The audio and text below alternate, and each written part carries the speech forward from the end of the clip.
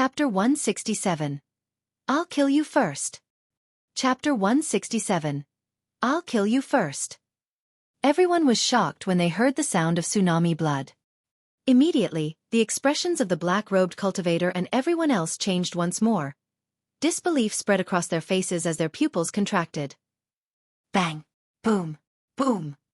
There was also a faint sound of thunder amidst the sound of tsunamis. It was deep, powerful and shocking. What is this? Why is there thunder in that tsunami sound? After cultivating two top-notch marrow cleansing techniques, Su Zimo's realm was not comparable to a mere tsunami blood. The sound of his bloodline was like thunder, resonating like a tiger and leopard. This was the tiger-leopard thunder sound, something unheard of in Tianhuang mainland. Not to mention the black-robed cultivator, even the patriarch-level demons of malevolent earth sect would not be able to recognize the origin of this bloodline. Each time Su Zimo released his power of blood now, he would not only possess the grandeur of a tsunami, he would also possess the ferocity of tigers and leopards alongside the intense power of thunder. A bedazzling streak of lightning appeared on the cold moon saber and illuminated the darkness around them. The expression of the black-robed cultivator changed starkly. Malevolent Qi had a Yin attribute and was mostly hidden underground beneath the 9 hells. What it feared most was an unyielding power such as thunder. The bone spear he was wielding was tempered using malevolent Qi. Even merely waving it without any stances would produce considerable power. Coupled with the malevolent Qi in his bloodline, the might of the bone spear was even greater. But right now, the trump card of the black-robed cultivator was suppressed entirely by Su Zimo. Without any time to think, the black-robed cultivator retracted his spear alongside the changing momentum of the fight. Gripping his bone spear tightly with both hands, he gave up on offense and went for complete defense. Clang! The cold moon saber struck the bone spear heavily. Pitch-black malevolent Qi had just gushed up from the bone spear and was suppressed by a brilliant surge of lightning immediately. The body of the black-robed cultivator trembled in shock. With a low grunt, he retreated repeatedly as his arms ached in soreness terribly. Actually, he was not weaker than Su Zimo in terms of strength. However, the power of thunder was an innate weakness for malevolent Qi. Even if the black-robed cultivator was strong, he could only exert less than 70% of his strength and was forced to retreat against Su Zimo. If this was the case for a fiend heir of malevolent earth sect, it was even worse for the rest. Sword beams and shadows flashed repeatedly as a group of malevolent earth sect cultivators surrounded Su Zimo. He narrowed his eyes. It was unrealistic to think he would be able to kill the black-robed cultivator in a short period of time. If he was held up by the latter, he might very well fall into an entrapment. No matter how weak those malevolent earth sect cultivators were, they were also body-tempered cultivators. Su Zimo did not dare to be overconfident. His eyes lit up as he roared into the skies. Bursting with his feet, he dashed to the side and slashed out with his cold moon saber. It was a ferocious attack. With a loud snap, the weapon in a malevolent earth sect cultivator's hands was severed by Su Zimo. His entire body was cleaved into two as blood gushed out, splattering his organs to the ground and filling the air with a stench of blood. Poof! Poof! Su Zimo flipped his hand and the cold moon saber made 2 more arcs. 2 malevolent earth sect cultivators felt a stinging pain on their throats as a thin, blood scar formed on their necks. After a slight delay, a blood mist sprayed out from them. Su Zimo sidestepped and slashed out a bloody path in a domineering manner. He did not pause at all as weapons started falling in all directions. After he rushed out, Su Zimo almost did not stop at all before charging back. Swoosh! With a slash of his saber, his blood surged and thunder rumbled. Ah! A malevolent earth sect cultivator roared and channeled his blood. He lifted a large shield with his upper body and charged forth. Boom! A deafening sound could be heard when the cold moon saber landed on the shield. Right after, the sound of bones cracking could be heard. Behind the shield, the face of the malevolent earth sect cultivator was ashen. His bones were completely shattered as he collapsed to the ground, coughing out blood as life drained out of him. That strike caused everyone watching to tremble in fear as their teeth chattered. Su Zimo did not know of any saber techniques at all. His attacks were all discovered through actual combat. With large saber strikes, His bearing was magnificent and extremely forceful. Of the malevolent Earth Sect cultivators, the black-robed cultivator was the only one who could withstand Su Zimo's power head-on. For the rest, the best outcome was for their weapons to be hid away from their hands. The worst would be death on the spot. Because no one was able to face Su Zimo head-on, the many cultivators of malevolent Earth Sect could not form their circular attack formation. Lad, you're from an immortal sect? The black-robed cultivator frowned and questioned. Immortal sect?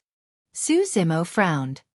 He only understood many of the things he did not know in the past after joining Ethereal Peak. Immortal. That was a word that no one was qualified to use in the cultivation world, and many people would not dare to either. If immortal cultivation was that simple, why would it be called cultivation? Back in Pingyang Town, when Su Zimo saw perfected being Tsong Lang, he thought that was an immortal who was backed by an immortal sect. But in reality, perfected being Tsong Lang could only be considered a cultivator, and Iridescent Cloud's Palace was merely one of the 5 major sects, not an immortal sect. Within the region of the Great Zhou dynasty, no one had heard of the existence of an immortal sect. The black-robed cultivator took Su Zimo's silence as acknowledgement and felt slightly better internally. The 9 immortal and 7 fiend sects were on par. They were the top factions of Tianhuang mainland. If this green-robed scholar was a successor of an immortal sect, it would make sense for his bloodline to be this powerful. Fellow Taoist, you've got quite the guts. As someone of an immortal sect, how dare you interfere in the affairs of our fiend sects? From what I know, cultivators of all 7 fiend sects are here today. Other than me, the other 5 fiend heirs are here too. The black-robed cultivator scoffed coldly. It'll be wise of you to leave now. If you really bump into that lunatic from Overlord Palace, you won't be able to leave if you wanted to. 7 fiend sects. Demon heir. Overlord Palace. Those words were extremely foreign to Su Zimo, and he had not heard of them before. But since they were from fiend sects, it made no difference to Su Zimo. He would just kill them all. Oh. Su Zimo raised his brow and asked in reverse. So, that means you're the fiend heir of malevolent Earth Sect. That's right. The black-robed cultivator replied proudly. That's perfect. Su Zimo's eyes lit up brightly with an even more ferocious killing intent. He declared coldly, since we've met, I'll kill you first. Oh. The black-robed cultivator was rattled as his heart skipped a beat. He had not expected that his statement would not only fail to scare off Su Zimo, but bring forth killing intent instead. In theory, anyone from immortal sects would want to keep a safe distance no matter what if they heard news of the Fiend Heirs gathering. The gathering of Fiend Heirs was equivalent to the gathering of the top successors of the Fiend sections. With that, what other Tianhuang mainland cultivator of the same level would dare to linger at a place as such? That was unless legacy disciples of the 9 immortal sects were gathered as well. However, the black-robed cultivator would not have guessed that Su Zimo's fearlessness was not because he was confident in his skills. Rather, it was because Su Zimo wasn't someone of an immortal sect, and nor had he heard of the name of the 7 fiend sections. Damn it! Yet another lunatic! The black-robed cultivator cursed internally. Which one of the 9 immortal sects produced such a freak? And worse still, why the hell was I the one to bump into him? Before that thought of his was finished, Su Zimo had already arrived before him. Boom!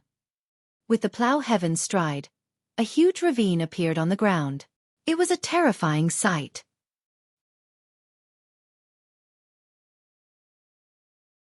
Chapter 168, Forced Retreat. Chapter 168, Forced Retreat. With the plow heaven's stride, Su Zimo's aura became even stronger. In that sheer instant, the black-robed cultivator had a hallucination that a gigantic fissure was ripped out in the skies above him. Su Zimo swung his cold moon saber and drew an arc in the air, cleaving down viciously at the head of the black-robed cultivator. His saber was filled with a cold aura and sharp killing intent. Not daring to clash head-on, the black-robed cultivator took a sidestep and glided beside Su Zimo. His bone spear struck out like a viper from a tricky angle. Oh! He narrowed his eyes. At that moment, he had many options. He could repel the incoming bone spear with his cold moon saber, or he could dodge the attack and retaliate after. However, both options would eliminate the advantage that Su Zimo had just accumulated. Besides, it was inappropriate for him to fight the other party overly given such circumstances where he was surrounded by multiple enemies. The best way of getting out of this situation was to kill the black-robed cultivator using thunder methods. That would destroy the minds of the malevolent Earth sect cultivators completely. Faced with the incoming bone spear, Suzumo's eyes lit up and he hollered, "Good strike." He did not evade or dodge at all. Instead, he opened his palm like a fan and grabbed the bone spear. At the same time, Suzumo changed strategy and stopped his downward cleave. Flicking his wrist, he held the cold moon saber in reverse and slashed at the black-robed cultivator's threat. "You must be courting death." The black-robed cultivator harumphed coldly. No one would be able to defend against his bone spear bare-handed. He believed even that lunatic from Overlord Palace could not do it. The black-robed cultivator was absolutely confident that he would stab Suzumo in the chest after crushing his arm, piercing his heart and killing him on the spot. Right as Suzumo's palm was about to make contact with the black-robed cultivator's bone spear, a strange change happened. A ball of lightning suddenly formed on Suzumo's palm. It was bedazzling and coiled like an electric viper, crackling incessantly. "Oh! Thunder art!" The black-robed cultivator's expression changed as he could not help but exclaim. Even though Suzumo's cold moon saber had lightning flashing on it previously, no one thought too much. They merely assumed that it was similar to the bone spear and was made from unique spirit materials that had lightning attributes. It was merely a spirit weapon. But right now, a ball of lightning was formed in Suzumo's palm. What did that mean? The black-robed cultivator's first thought was that it was a thunder art. However, he realized that wasn't possible. With the ancient spirit lock formation, all Foundation establishment cultivators had their spirit energy locked. Even if this green-robed scholar was from an immortal sect, he was no exception. Bloodline. Suddenly, a thought flashed through the black-robed cultivator's mind. When Suzumo channeled his blood previously, it not only emitted tsunami sounds but also the rumbling of thunder. This power of thunder originated from his bloodline. As the black-robed cultivator thought, Suzumo's palm had already made contact with the bone spear. Instantly, the malevolent chi on the bone spear dissipated into emptiness and dispersed. The black-robed cultivator was not fazed. Even though the power of thunder could suppress the malevolent chi in his bone spear, Suzumo's palm was flesh and blood after all and could not be compared to his bone spear. With a feral look on his face, the black-robed cultivator's eyes flashed with ruthlessness. He roared and exerted strength in both arms, shaking his bone spear, bent on crushing Suzumo's palm. Suddenly, the black-robed cultivator's expression froze. Suzumo's palm turned soft all of a sudden and coiled around his bone spear like a tongue. Bam! The bone spear quivered and let out a dull ringing sound. Ah! Yelling in pain, the palm of the black-robed cultivator shattered. Blood splattered all over the place as the bone spear flew from his hand. At the same time, he felt a chilling intent striking from his side that had him feeling as though he had fallen into an ice cavern. The cold moon saber was slashing over. Not good. The black-robed cultivator's heart skipped a beat. It was too late by the time he wanted to dodge. Suzumo's choice of receiving the black-robed cultivator's bone spear bare-handed was just so he could kill the latter within a single move. With the death of the black-robed cultivator, the other cultivators of the malevolent earth sect that were like chickens and dogs would be of no threat to him. Oh! All of a sudden. As though he sensed something, Suzumo's expression changed slightly. In a split second, a warning flashed in his heart and he felt a cold, murderous intent. It was a familiar killing intent. He had felt this from the assassin that pretended to be a dead corpse when they had just entered this place. Suzumo did not know when that corpse had infiltrated this place and what he was disguised as this time round. The only thing he knew was that he would be buried here if he was any slower. At that thought, Suzumo halted his cold moon saber. The black-robed cultivator was, after all, a fiend heir of malevolent earth sect. He had been through countless battles and there was no way he would give up an opportunity as such. Leaning back, the black-robed cultivator landed on the ground firmly and retreated furiously. Suzumo did not stay at the same spot either. Suddenly, he sidestepped and lowered his body, using both hands and legs on the ground like a giant python that was maneuvering grass. Shing!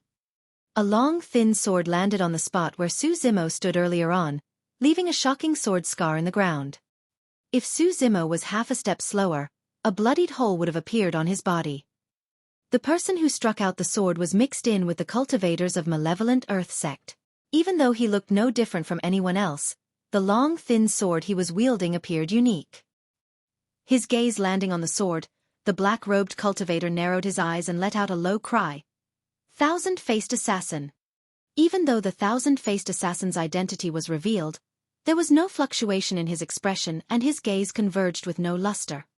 Without saying a single word, the thousand-faced assassin flicked his wrist and the long, thin sword strangely disappeared. Following that, his body flashed like a ghost and he disappeared into the fork. With that missed attack, he fled right on the spot and did not give Su Zimo any chances. The black-robed cultivator's eyes flickered as he waved his hand and said in a deep voice, "Let's go." As soon as he said that, the black-robed cultivator continued down the fork with the many malevolent earth sect cultivators following suit. Su Zimo's expression changed. After weighing his options on the spot, he turned and left, headed for the direction of the girl in pink. Even though it was a short exchange of blows, this incident would definitely cause quite a stir if the cultivation world knew about it. It wasn't just anyone who could force a retreat out of two Fiend heirs single-handedly. But of course, there were two reasons why Su Zimo gave up on chasing after the black-robed cultivator. Initially, he had intended to end the battle in the swiftest possible manner by killing the black-robed cultivator using thunder methods. Now that the black-robed cultivator retreated into the fork under the protection of many, it wasn't a realistic option for Su Zimo to pursue any longer. Furthermore, there might be a supreme killer hidden along that fork road. The second reason was because of the girl in pink. Su Zimo had promised to ensure her safety. Even though he had already vaguely guessed her identity, he had to fulfill his promise before he was absolutely certain and could not afford to linger here for too long. Moreover, the itinerant cultivator, Yen Fei, was around the girl in pink.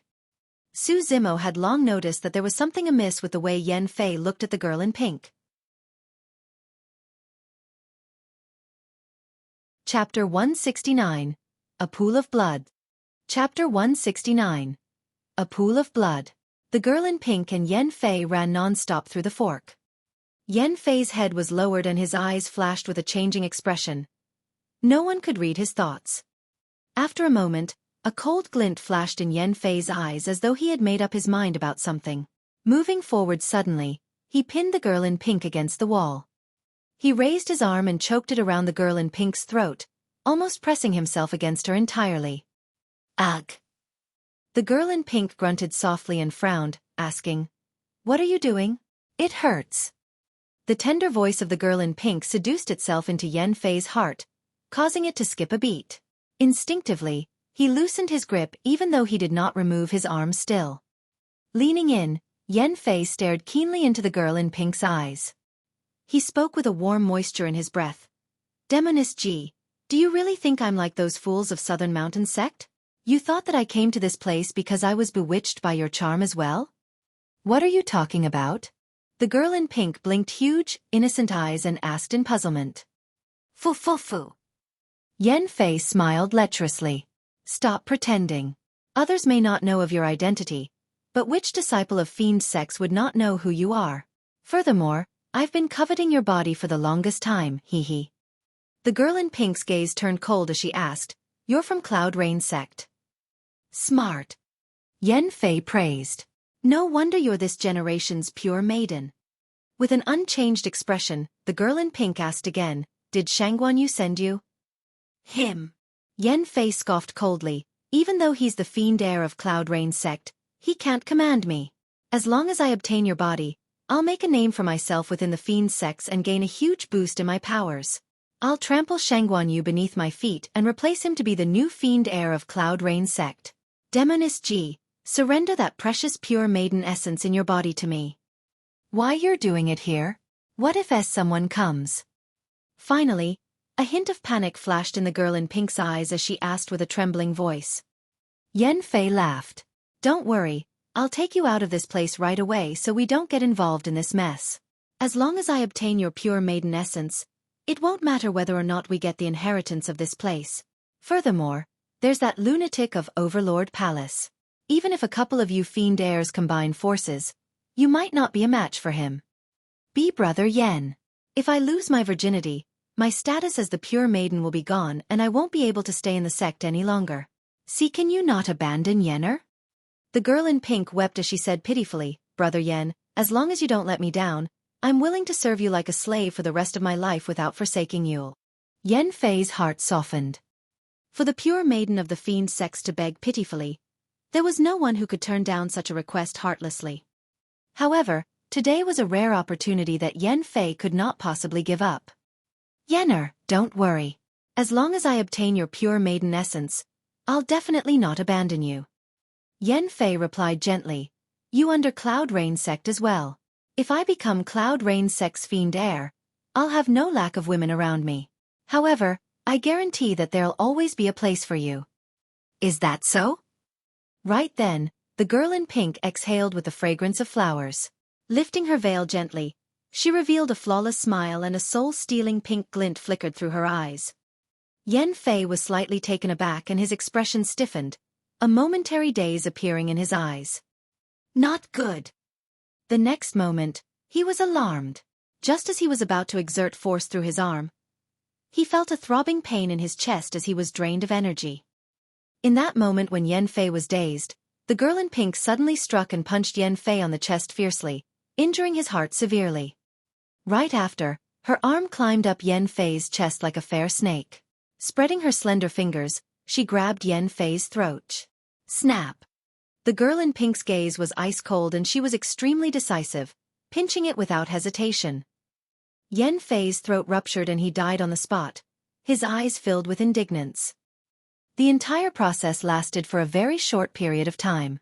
When Yen Fei's body collapsed to the ground, the girl in pink's veil fell slowly and covered that ravishing face of hers once more. Su Zimo had just arrived in time to see the girl in pink retract her hand. Her palm was smooth as jade, shining and delicate. It was hard to imagine that a mere palm was so shockingly beautiful that it seemed like the most precious treasure in the world. Even though she had just killed someone, there wasn't a single drop of blood on her palm. After killing Yen Fei, the girl in pink felt something and glanced sideways. When she saw Su Zimo, the coldness in her gaze disappeared. Whimpering, she pounced over like a swallow returning to its nest while saying, Brother Su, that was a close call. I was nearly bullied just now. Su Zimo's expression was indifferent, totally unmoved. When she pounced at him, he took a sidestep and dodged aside. Throwing herself into the air, the girl in pink pouted her red lips in grievance and confusion. Tears welled up in her eyes that seemed as though they could flow at any moment. After pausing for a moment, the girl in pink seemed to recall something as she asked in concern, Brother Su, are you all right? Did those people from the demonic malevolent earth sect hurt you? Su Zimo did not reply and said suddenly, let's continue ahead. Yes, all right. The girl in pink nodded obediently. Since it's your sect's inheritance ground, you know what's there to be inherited, right? Along the way, Su Zimo asked casually. Perhaps some cultivation techniques or secret skills. The girl in pink replied ambiguously, after all, I've never been to this place before too, so I don't know the exact details. Pausing for a moment she continued, but I've got a feeling that we're almost reaching the end. In the underground fork road, there was always a thin black fog that emitted a faint smell of blood. As Su Zimo and the girl in pink went deeper, the stench of blood grew thicker. Su Zimo speculated that even though there were many complex fork roads underground, if they were to head for a single direction, all of those roads would lead to the same endpoint. True enough. After walking for a while, Su Zimo and the girl in pink walked out of another fork. The scenery in front of them changed and suddenly became bright. This was an extremely spacious area. Around them, the mountain walls were steep with many dense cracks. Those cracks led to the countless connecting forks outside. In the middle of this place was a gigantic pool with a sparkling surface. This was where the black fog wafted out from. Su Zimo focused his gaze and could not help but take a deep breath as chills ran down his spine. The color of the pool was dark and grisly red. It was a pool of blood. How many people's blood did it take to form such a pool? The girl in pink looked at the blood pool with a glint and fervor in the depth of her eyes. Chapter 170. Demon Heirs Gathered. Chapter 170. Demon Heirs Gathered. About 100 feet away from the blood pool, a cultivator with a buzz cut sat in a lotus position. There was a thick black spear embedded in the ground beside him. It was even taller than Su Zimo. The buzz cut cultivator had his eyes closed. Breathing steadily, his face was sharp as a knife and his upper body was bare. Every single inch of his muscles shone with a bronze luster, as though watered by molten steel. It gave off a feeling of strength. There was no one within a radius of 100 meters around the person. There was only the long, thick spear. The moment Su Zimo saw that person, he felt an immense pressure. It was an unrestrained, violent aura that dominated the entire place. That person is very strong. Su Zimo's heart skipped a beat. Even though the presence of the ancient spirit lock formation meant that one could only rely on their melee combat skills, Su Zimo was not invincible. He was only at the marrow cleansing section of the mystic classic of the 12 demon kings of the great wilderness, and it wasn't at greater mastery yet. Even with the support of the marrow cleansing Sutra of the Void Thunder Manual, his power was only equivalent to that of a late-stage foundation establishment cultivator. The girl in pink frowned slightly when she looked at the buzz-cut cultivator. Demon heir of Overlord Palace, Pang Yu. Regarded by many disciples of Fiend sects as the lunatic of Overlord Palace, Pang Yu was domineering in his actions and possessed extreme combat strength. He was also the only one who would be so confident to head to this place alone. On the other end of the blood pool stood more than 100 cultivators in the same get-up. It was clear they were from the same faction. Leading them was a man in purple robes. Hands behind his back. He had a deep and mysterious gaze.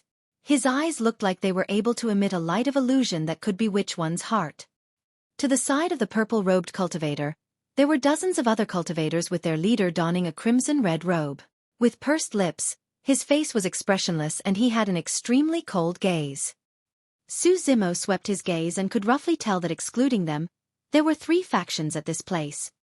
The buzz-cut cultivator was alone, the purple-robed cultivator with his 100-odd cultivators and the crimson-robed cultivator with his dozens of cultivators.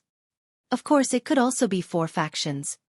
If Su Zimo was right, the corpse that tried to assassinate him twice previously should not belong to either of these 3 factions. Including him, there were 4 factions. If that corpse was here, given his disguise skills, he would not be found by Su Zimo until he let out any killing intent. When Su Zimo and the girl in pink arrived, the cultivators of the 3 factions reacted differently. The buzz-cut cultivator was motionless. He did not even open his eyes. The purple-robed cultivator looked at the girl in pink and smirked coldly. The crimson-robed cultivator was indifferently cold and remained silent. The commonality of the 3 factions was that all of them subconsciously ignored Su Zimo. Right then, at a fork road not far away, a group of cultivators arrived. They were led by a man in black robes. Those were the malevolent Earth sect cultivators that Su Zimo had exchanged blows with previously. When the black-robed cultivator caught sight of Su Zimo, his pupils constricted slightly and there was a flash of killing intent. Initially, the black-robed cultivator brought more than 100 men with him. However, more than 20 of them were slain after that short exchange of blows with Su Zimo. In fact, he nearly died as well. Before long, another couple of people appeared. They were led by an extremely handsome man. Holding a folding fan, the man had a jade-like complexion. His eyes were akin to sparkling stars and he had an extraordinary bearing. Coupled with a set of white robes, he was what people would refer to as a dashing gentleman. The man carried a faint smile and had a gentle gaze. Compared to the buzz-cut and purple-robed cultivator, he was considered normal and did not seem as though he was from a fiend sect. The white-robed man was accompanied by 4 stunning women. All of them had beautiful looks and graceful figures, exuding different styles of their own. Turning his gaze, the white-robed man looked at the girl in pink and said gently, "Yenner, this place is so dangerous. Come to my side?"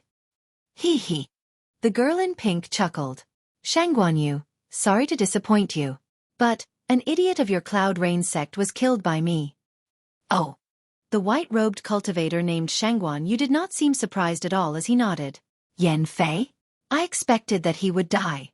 Only, I did not think that he would die so quickly. I thought that he would be able to arrive here with you at least." Even though he's a disciple of Cloud Rain's sect, he committed a most heinous mistake, the girl in pink replied. Foo. Shang Guanyu laughed. He's just an ordinary Fiend sect disciple. How can he be a match for the pure maiden of our Fiend sects? It's only normal that he would die. Pausing for a moment, Shang Guanyu swept his gaze across Shang Guanyu and fanned himself, asking in a seemingly casual manner, Yenner, who is that? He's my bodyguard. The girl in pink walked forward, slung her arm around Su Zimo's shoulders, and replied in a tired voice. Oh. Shang Guanyu smiled and said faintly, he's quite capable to be able to get here. It's just a pity he's about to die. Right then, Su Zimo turned sideways and looked at the girl in pink. There was a flash of mockery in his eyes as he said calmly, Pure maiden of the Fiend sections. Indeed, you're someone of the Fiend sections. I didn't want to hide it from you either, but... The girl in pink was about to explain when she was interrupted by Su Zimo. I've already said this previously. Anyone of the Fiend sex, if I meet one, I kill one. Upon hearing this, someone could not help but laugh out loud. What was this place? Who were the people in this place? That green-robed cultivator must be truly stupid to dare say such a thing. Ha ha ha ha. A series of laughter broke out from the crowd. Even the buzz-cut cultivator who had closed his eyes the entire time turned his head to look at Su Zimo. Who is this person? What a riot. I don't know. Maybe there's something wrong with his brain such that he's starting to spout nonsense. Almost everyone present was laughing. However, the black-robed cultivator from Malevolent Earth sect was not. Shang Guanyu smiled. Yenner, that cultivator is quite interesting. I almost can't bear to kill him. The girl in pink ignored everyone else. She looked at Su Zimo and said aggrievedly, Brother Su, you promised that you would protect me. Yes. Su Zimo nodded. His next words nearly made the girl in pink vomit blood from anger. I'm going back on my words, Su Zimo continued expressionlessly. Gritting her teeth, the girl in pink said, How can you be this shameless? Don't forget, I gave you more than 400,000 spirit stones. Su Zimo pointed at the surrounding cultivators and said in a low voice, If I'm not wrong, they are all from Fiend sects as well. The inheritance ground here belongs to you guys of the Fiend sects. You lured me to this place with ill intentions. If I didn't have some tricks up my sleeves, I would have ended up in the same situation as Wu Xiangming, Yan Fei and the rest. For 400,000 spirit stones. I can protect you. But buying my life with that amount? That's too cheap. At that moment, the girl in pink was alarmed. Both of them were so close that she could truly feel Su Zimo's killing intent. The girl in pink's body stiffened as though she had fallen into an ice cavern. She knew that if she did not handle this correctly, the green-robed man would truly kill her. Why, you can't kill me, the girl in pink suddenly said. Su Zimo remained silently and merely glared at the girl in pink coldly. His palm was already on the handle of the cold moon saber. Reaching out, the girl in pink removed her veil slowly and revealed a flawlessly beautiful face. She said softly, My name is Jiaoyan.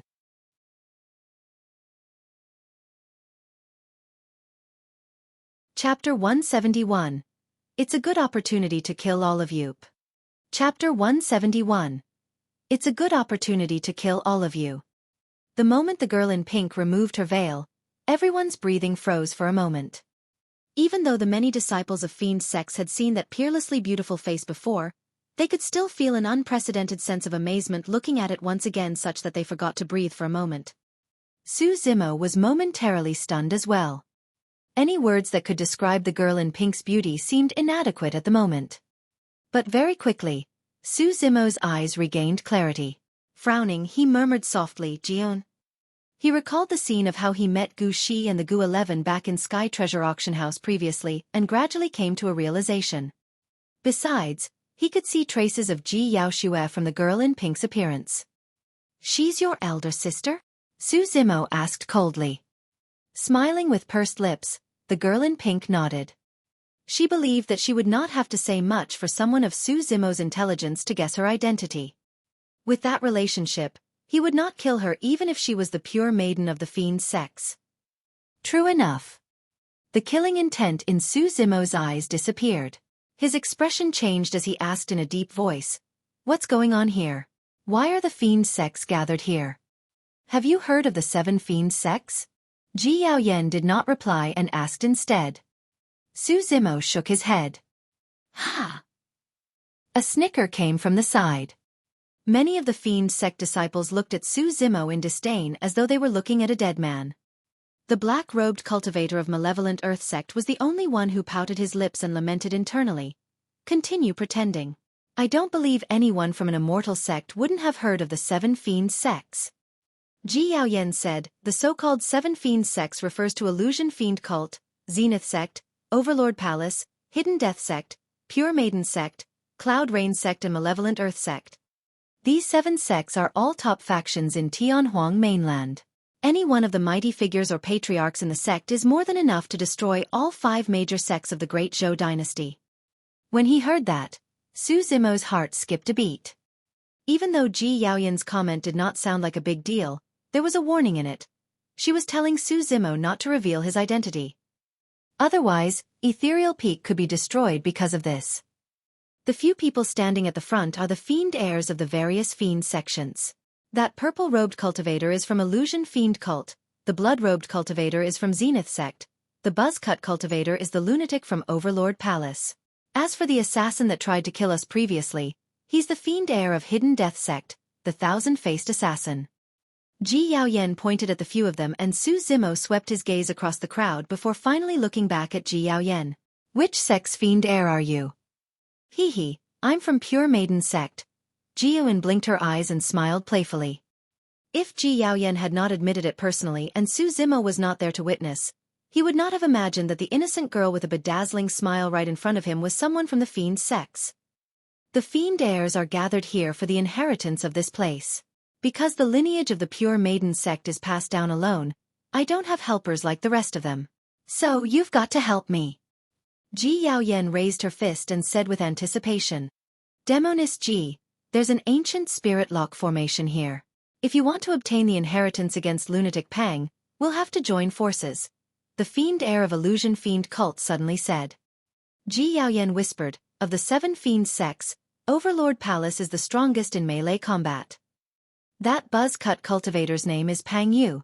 You've got to be wary of him. Even without Ji Yaoyan's reminder, Su Zimo would definitely watch out for that person. To be precise, he was watching out for every single one of those Fiend heirs. If the 7 Fiend sects were as fearsome as Ji Yaoyan had said, how could the Fiend heirs present be that easy to deal with? Right then, Pang Yu of Overlord Palace suddenly opened his eyes. There was an excited glint in his gaze as he said slowly, we're all from Fiend sects, so let me remind all of you. Anyone that wishes to withdraw should do it now.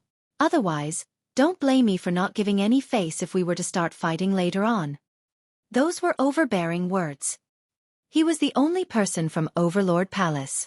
While the other 6 sects had the advantage of being able to join forces, this man was not only unafraid, he was even threatening them instead.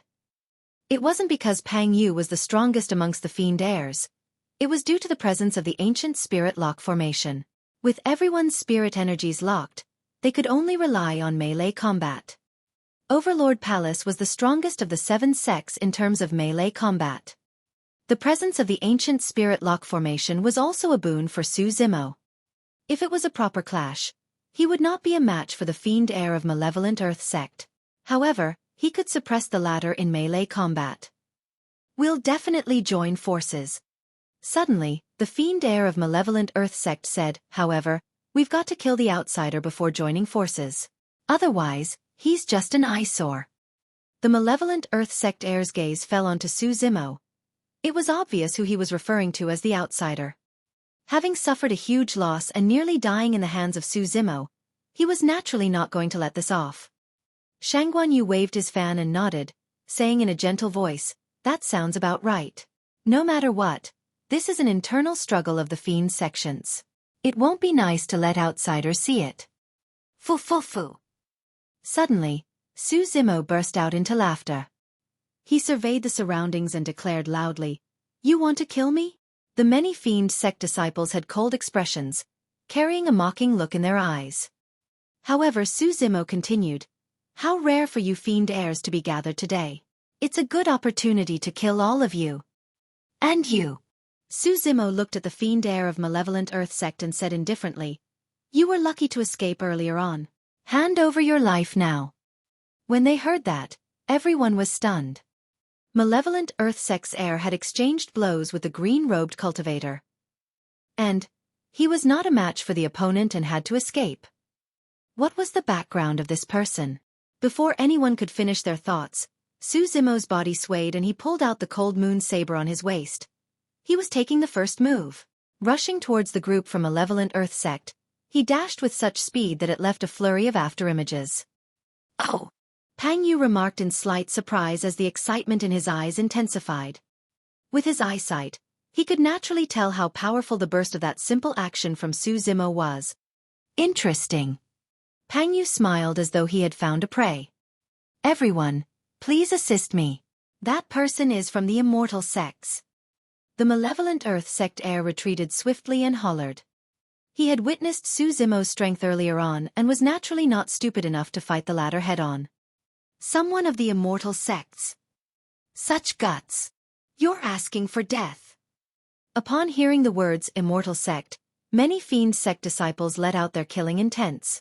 They pulled out their weapons and rushed forth, surrounding Su Zimo. Su Zimo swung his cold moon saber and descended from the skies. It was as though he wanted to slice the voids into half. Even though the Fiend heir managed to dodge it, 2 other Malevolent Earth Sect cultivators were caught in it. The 2 of them did not have time to think as they exerted strength in both arms and channeled their blood. Raising the saber in their hands, they pushed and defended upwards. Clang! 3 sabers collided into one another. Crack, crack, crack. The sabers of the 2 Malevolent Earth Sect cultivators shattered as the both of them shook violently as though they were struck by thunder. Coughing out fresh blood, they were sent flying. Everyone was shocked. A single slash had contained such terrifying might.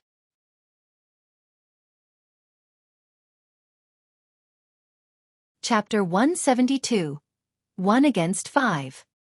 Chapter 172. 1 against 5. Su Zimo was not someone who would just give in and surrender. Ignoring the fact that there was an ancient spirit lock formation that restricted everyone's spirit energies, he would not have surrendered without it. Furthermore, he had a deep hatred for Fiend sects to begin with. This was a rare opportunity for him. Even if he could not manage to kill all 6 Fiend heirs, he would not let them receive their inheritance that easily. A chilling intent gushed at him from the sides. Through the corner of his eye, Su Zimo caught sight of many sword shadows. The sword shone with a sinister glow that was dizzying. The Fiend heir of Illusion Fiend cult. The power of that attack was not strong. In fact, it was even weaker than the power burst forth from the Fiend heir of Malevolent Earth Sect. However, in the hands of the Fiend heir of Illusion Fiend cult, the sword seemed to transform endlessly and it was difficult to differentiate from illusion and reality. Su Zimo frowned slightly. He actually had to dodge to the side against that attack. This was a completely brilliant sword technique. Strength wasn't the only factor in melee combat. Speed, defense and techniques were all embodiments of combat strength. Even though Su Zimo preferred the strength of sabers, he did not know of many techniques. He merely rotated between a few moves and made use of pure brute force. Against the brilliant sword techniques of the Illusion Fiend cult heir, Su Zimo was actually forced to retreat momentarily and had no way of retaliating. Swoosh! On the other side, there was a flash of blood, emitting a strong pungent smell. The blood light wasn't truly blood. It was light from the saber. The Zenith Sect heir wielded a crimson-red saber that was sinister and felt as though blood was flowing within it. The intensity of that bloodlust was so strong that even Su Zimo felt suffocated. Su Zimo had survived an entire year in the Tsonglang mountain range and had been through all sorts of bloody scenarios. However, the attack from the Zenith Sect heir still had Su Zimo feeling as though he was faced with a mountain of corpses. It was extremely devastating and sapping. Swoosh! A folding fan opened and swirled in front of Su Zimo. The clouds on it seemed as though they were about to rain. Su Zimo merely took a single glance when he felt his mind go adrift. A surge of uncontrollable lust was rising under his abdomen. Not good. Su Zimo's had a great shock. It was a similar feeling to breathing in the joyful reunion powder of Joyful Sect.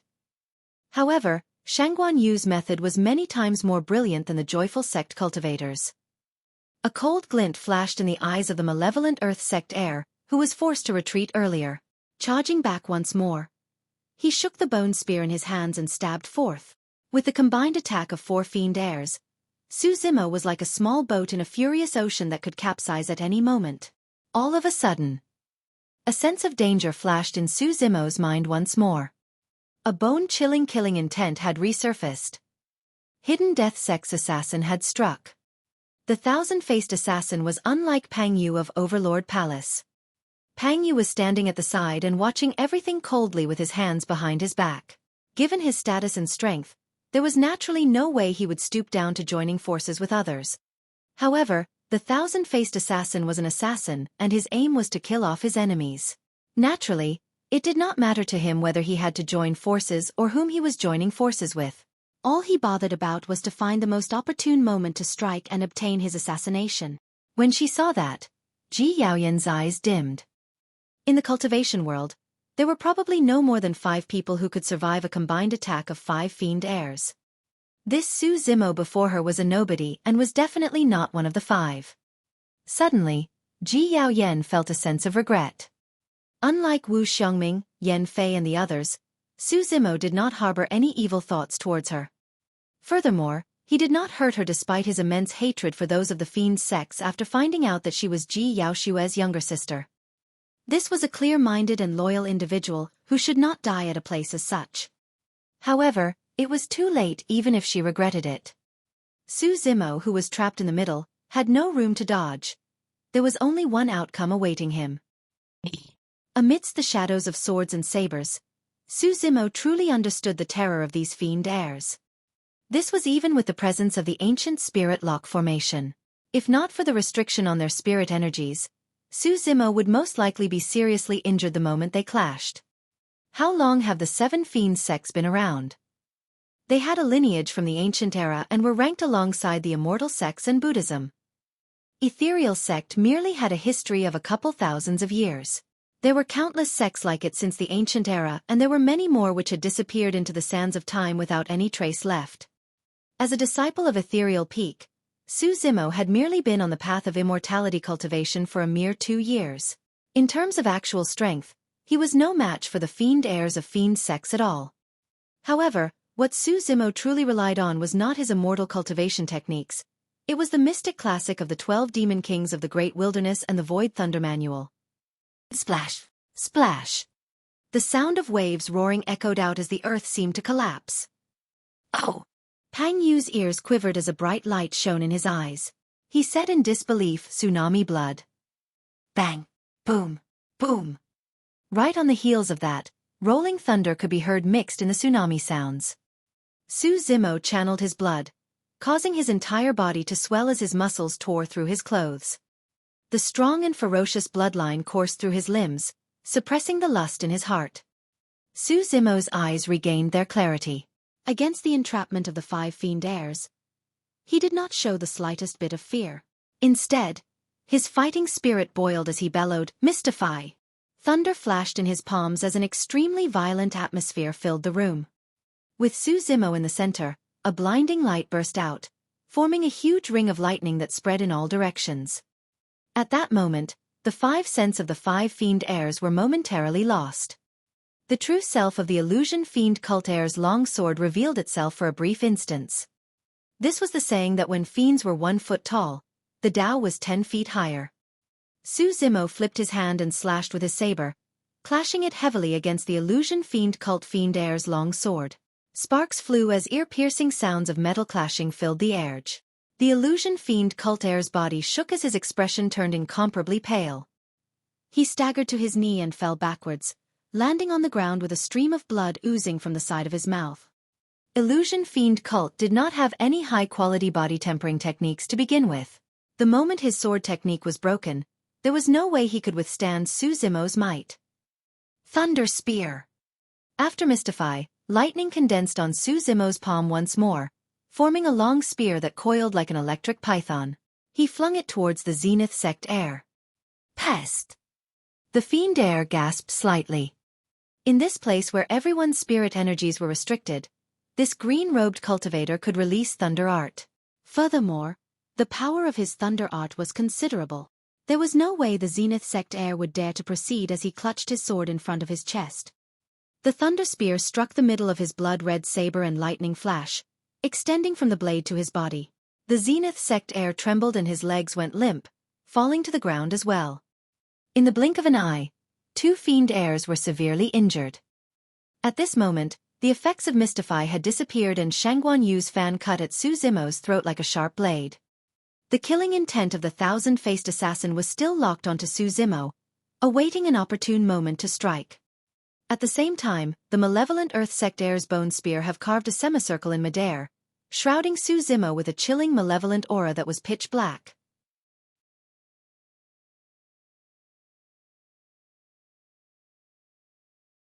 Chapter 173.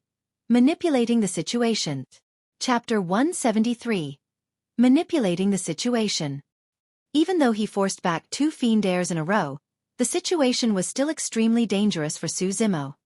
Right then, a chain tore through the air and coiled towards Shangguan Yu like a slithering wild snake. It shone with a glistening cold light. There was a flash of fear in Shangguan Yu's eyes and he did not dare to be careless, leaping back and retreating hurriedly. Demonist Ji, what are you doing? Shangguan Yu chided with a narrowed gaze. That chain was Ji Yaoyan's weapon.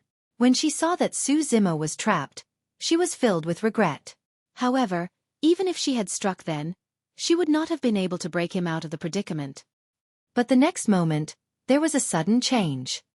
With an incomparably powerful stance, Su Zimo burst forth with the power of his bloodline and forced back 2 Fiend heirs with his thunder art, that caused a change in the situation. Ji Yaoyan no longer hesitated and struck immediately. With her addition, there was yet another change to the situation.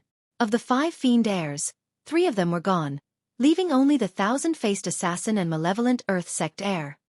Actually, among the 5 Fiend heirs, the greatest threat to Su Zimo was the thousand-faced assassin. That was because Su Zimo could not ascertain his location. Once the thousand-faced assassin appeared, it would definitely be a sure-kill attack. In a flash, Su Zimo's mind raced. He strode forward, grabbed his cold moon saber with both hands and slashed at the bone spear.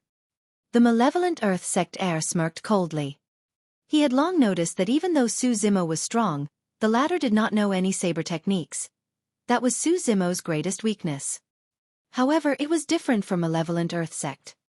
He alone had mastered 5 high-quality spear techniques. With a shake of his bone spear, it streaked across the air in a circular arc. While it may seem like a simple move, the landing point of the tip was unknown and could change at any moment. When he saw Su Zimo's attack, the malevolent Earth sect heir narrowed his eyes and barked coldly, "Die!" He exerted strength in both arms and the bone spear trembled. It avoided the trajectory of the cold moon saber and continued thrusting forth at Su Zimo's chest. Leaving his chest wide open, Su Zimo had revealed a fatal flaw. Right then, a ghostly figure appeared from the crowd of fiend cultivators who had been surrounding them. It instantly appeared behind Su Zimo and stretched out its palm. Under the watch of countless gazes, that initially empty palm produced a long slender sword. It was as thin as cicada wings and extremely sharp. No one could clearly see how the sword had appeared. But at this moment, everyone knew the identity of the assailant. Hidden Death Sect's heir, the thousand-faced assassin. No one would be able to detect him if he did not make a move. He might be at anyone's side or even in front of them. However, they would not realize that the most terrifying assassin in the cultivation world had just passed them. At this moment, Su Zimo was using his old moves to face the incoming bone spear of the malevolent Earth sect heir.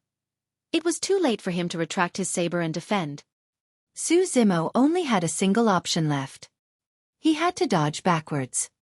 At the same time, the thousand-faced assassin appeared and stabbed his sword, completely cutting off Su Zimo's escape path. The timing of the thousand-faced assassin was ingenious and frightening. Even if they were just watching, everyone could not help but feel a sense of dread. On the other side, Ji Yaoyan was totally entangled by Shangguan Yu and could not get away. In the blink of an eye, the tables had turned and Su Zimo's life was on the line. Pang Yu shook his head and the excitement in his eyes faded gradually. To him, Su Zimo was already a dead man. A dead man was not worthy of being his opponent. No one noticed that Su Zimo, who was in the middle of the storm, had still eyes and a composed expression. He was frighteningly calm. Under normal circumstances, Su Zimo would truly have no way out and could not react in time. However, in this situation, he was deliberately letting out an opening.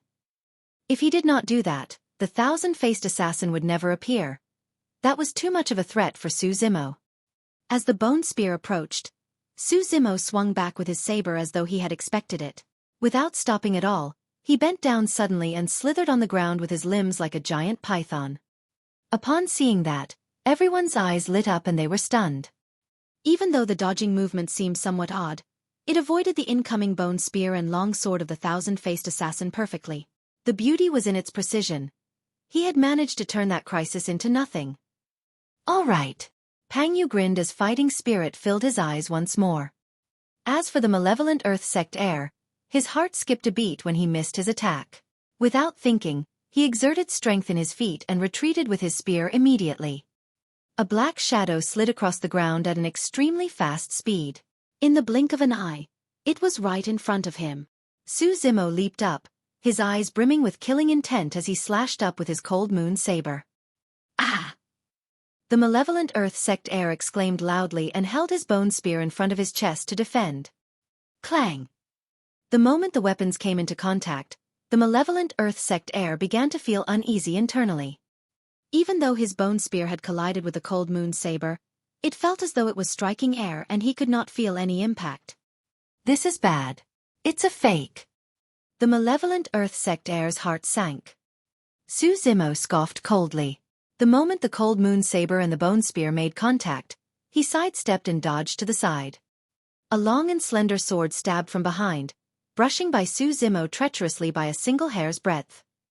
If he was half a step slower, or if he was entangled with the malevolent earth sect heir, Su Zimo would not have been able to dodge that attack. The expression of the malevolent earth sect heir changed as his pupils constricted. Almost at the same time that Su Zimo dodged, the sword stabbed over. In the midst of things, he had no time to react at all. Thousand-faced assassin! The malevolent earth sect heir shrieked, and in a rather impressive display of swift reaction, he pulled the bone spear that defended his chest upwards. The thousand-faced assassin felt a blur before his eyes. When the figure flashed, he realized that something was amiss and tried to retract his momentum. Clang! The long sword made contact with the bone spear. Poof! Right after, a flash of blood appeared.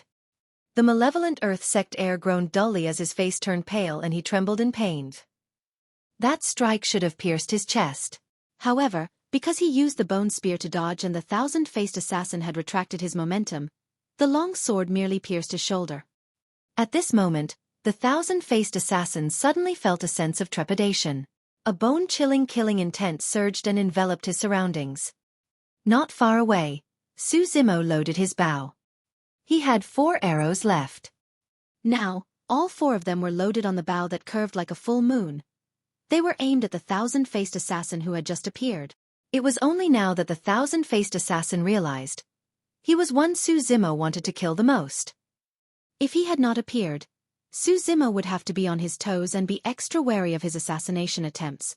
Even if the latter had a myriad of techniques, he might only be able to use less than half of them.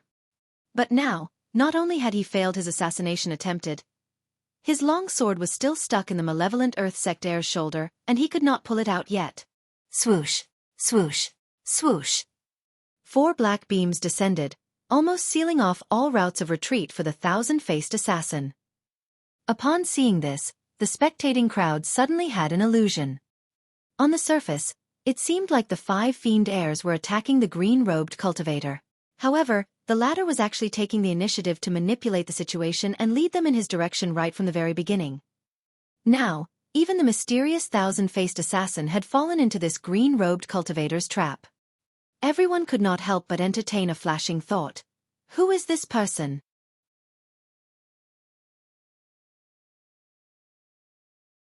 Chapter 174. Change in the Blood Pool. Chapter 174. Change in the Blood Pool. Even though he knew that he had fallen into a trap, the thousand-faced assassin was still expressionless. Drawing his sword, he curled into a ball and spun in midair like a turtle. The slender sword formed a beautiful bedazzling sword beam around him. This was an extremely famous defensive technique of hidden death sect. On the one hand, a curled body could reduce the possibility of one getting injured. On the other hand, the rotational force combined with the sword's dance would produce a barrier that could defend in all directions. Even water would have difficulty penetrating it. Clang! Clang! 4 black beams struck the spinning sword beam and let out a series of crisp sounds. The 4 arrows were blocked. Su Zimo shot the 4 arrows and casually threw his sanguine crystal bow down. Without the slightest pause, his body flashed and he lunged towards the thousand-faced assassin as an icy murderous aura emitted from the cold moon saber in his hands. Naturally, Su Zimo would not assume that he would be able to kill the fiend heir of hidden death sect with just 4 arrows. The 4 arrows were just his first attack. Su Zimo's real killing blow was behind. Even though the thousand-faced assassin had blocked the 4 arrows, he still had a slight pause in his actions due to their power. By now, Su Zimo had arrived in front of him, aimed at his neck with a raised cold moon saber without saying a single word. Even though there was no technique involved in Su Zimo's attack, he carried an unrivaled aura. As his blood surged, lightning flashed as well in a ferocious manner. Without any way to dodge, the thousand-faced assassin could only face it head-on. It wasn't because he did not want to dodge, it was because Su Zimo had forced him into a spot. Every single move was calculated to extreme precision such that he did not even have room to breathe. Clang! The long sword collided against the cold moon saber and let out a jarring sound. The thousand-faced assassin's body quivered. His arms were sore and his palm was torn as fresh blood dripped. He could hardly hold his weapon any longer. The sword was curved to a frightening degree from the great force of the cold moon saber. Right as the saber was about to strike the thousand-faced assassin's chest, a strange change happened. Due to the bending of the thousand-faced assassin's sword, its tip jumped in a strange manner and silently pierced towards Su Zimo's throat as though it was alive. If Su Zimo continued with his attack, the thousand-faced assassin would be severely injured at most. However, his throat would be pierced on the spot. The assassination methods of hidden death sect were unpredictable and beyond the imagination of ordinary people. Any single bit of carelessness could cause a person to lose their life. A warning flashed in Su Zimo's mind. From the corner of his eye, he caught the incoming sword tip and retracted his saber while kicking forward. On the surface, it seemed like it was just a single kick forward. However, with Su Zimo's bloodline and burst power, that kick was no different than the thrust of a huge spear. All of a sudden, as though he sensed something, Su Zimo changed his strategy at the last moment and retracted his foot. On the other hand of the thousand-faced assassin was a dagger that appeared out of nowhere, waiting for Su Zimo's leg to strike it. No wonder he's the fiend heir of hidden death sect. Su Zimo praised internally and felt a sense of regret. He had laid down all these plans meticulously, thinking that he would be able to kill the thousand-faced assassin here. However, he did not expect that the latter would have been able to solve his complex attempts. Of course, even though the thousand-faced assassin had managed to survive, he was not in the best position. After enduring Su Zimo's strike head-on, the organs of the thousand-faced assassin were quaked. He did not dare to linger any longer, tunneling through the crowd and disappearing into a fork road with a single tap of his feet. The threat of the thousand-faced assassin was temporarily removed, but no one could guarantee that he would not return later on. Everyone, let's attack together and kill that punk first. The illusion fiend cult heir shouted with an ashen expression. The Zenith sect heir nodded and waved his hand. Once again, the fight resumed as cultivators of illusion fiend cult, Zenith sect and malevolent earth sect gushed forth together. At the other side, Shangguan Yu was losing his patience at Ji Yaoyan who was pestering him endlessly. He looked at her and frowned. Demonist Ji, are you going to keep this up? Who is that punk to you? Why do you care? Ji Yaoyan smiled and looked at Shangguan Yu playfully. Waving his hand, the 4 beauties behind Shangguan Yu appeared in a flash. Don't hold back, kill her. He pointed at Demonist Ji with an ice-cold gaze. Hee hee. Ji Yaoyan was not fazed in the slightest as she smiled. Shangguan Yu, we don't know who's going to kill whom first. Swoosh, swoosh, swoosh. The 4 girls appeared around Ji Yaoyan and surrounded her. Using long swords, they moved in sync as though they had practiced a chain combo. Ji Yaoyan retracted her smile and danced with her chain, forming an impenetrable barrier around her. Circling around them waving his fan, Shangguan Yu looked to be casual. However, he was actually waiting for an opportune moment and was ready to strike and take Ji Yaoyan down. Clang, clang, clang. On the other side, a huge battle had broken out. Against the combined attack of many fiend cultivators, Su Zimo wielded his cold moon saber fearlessly and had a torrential killing intent. Using his keen spirit perception and immense defensive techniques, he held his ground in the crowd. Poof, poof, poof. Fiend cultivators fell to the ground constantly with blood gushing from their bodies. No one noticed that the blood stains on the ground were all flowing towards the blood pool in the center as though they were being attracted by something. Su Zimo's bloodline did not have much power of thunder left and he could not release any more thunder arts. The enchanting sword techniques of the illusion fiend cult, the murderous saber techniques of the Zenith sect and the high-quality and special spear techniques of the malevolent Earth sect caused quite a bit of trouble for Su Zimo. Coupled with the fact that he was constantly besieged by the other fiend cultivators, Su Zimo could not guarantee that he would be able to get out unharmed as well. The best he could do was to avoid any fatal damage while killing his opponents amidst the chaos. He had to trade their lives while taking the least possible damage. Before long, Su Zimo's body was bloodied. Some of it was his own blood, but it was mostly the blood of the other fiend cultivators. The 3 fiend heirs and the many fiend cultivators got more nervous the longer they fought. The green-robed cultivator seemed as though he could not get exhausted. At the same time, the wounds on his body did not seem to cause him much trouble either. What they did not know was the horrifying vitality and regeneration speed of Su Zimo's body. Those minor wounds were nothing at all. Dong! Suddenly, a dull thud sounded from the place and the ground shook. Oh! Pang Yu squinted his eyes and focused at the blood pool nearby. That dull sound came from the pool of blood. Furthermore, at the same time that sound rang, a huge bubble appeared on the surface of the blood pool, forming ripples. Many of the fiend cultivators were a little dazed. Su Zimo did not hesitate. He strode forward and waved his hand, punching the chest of a fiend cultivator heavily. Snap! The sounds of bones cracking could be heard as the man's chest caved in with the organs within ruptured. Sent flying by that punch of Su Zimo, the man landed far into the distance and coincidentally into the pool of blood. Almost instantly, the person's flesh slid off his body into the blood pool and vanished, leaving only a spooky skeleton that floated for a brief moment on the pool's surface before sinking as well.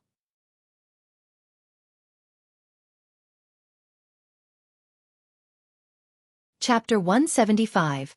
Killing a Fiend Heir. Chapter 175. Killing a Fiend Heir. Many of the fiend cultivators saw what happened and their expressions changed slightly. However, their eyes burned with an intense gaze. Su Zimo did not know what the inheritance of this place was. However, judging from their expressions, he could vaguely guess that the inheritance in that evil blood pool was about to be born. But no one dared to make any reckless moves after witnessing what happened to the cultivator that fell into the blood pool. Right then, Shangguan Yu's figure flashed. He took advantage of the moment when Ji Yaoyan was briefly distracted and sneaked in an attack.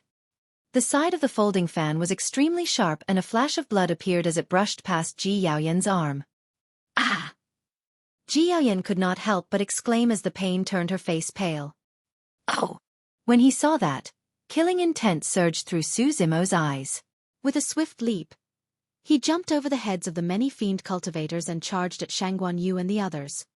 Swoosh! The cold moon saber descended from the skies, slashing down with an unstoppable might. Shangguan Yu's expression changed. There was no way he would dare take that head-on as he retreated while yelling, "Stop him! Everyone, let's work together to kill that man." His first sentence was directed at the 4 beautiful women he brought along. The second was a call for all other fiend cultivators. Swash! Swash! Swash! The 4 beautiful women had clearly trained together in a combined attack technique as 4 long swords stabbed from different angles, making it impossible for anyone to dodge or retaliate. Even though Ji Yaoyan was from a fiend sect, she was Ji Yaoshue's younger sister after all. With that relationship, Su Zimo had to ensure her safety. Now that he saw Ji Yaoyan injured, Su Zimo could not care less. Facing the 4 incoming swords, he did not retreat or dodge. Instead, he slashed up with the cold moon saber in his left hand and met an incoming sword with his right hand. He coiled his hand around the sword. Bam! The sword let out a tremble as the woman wielding it exclaimed.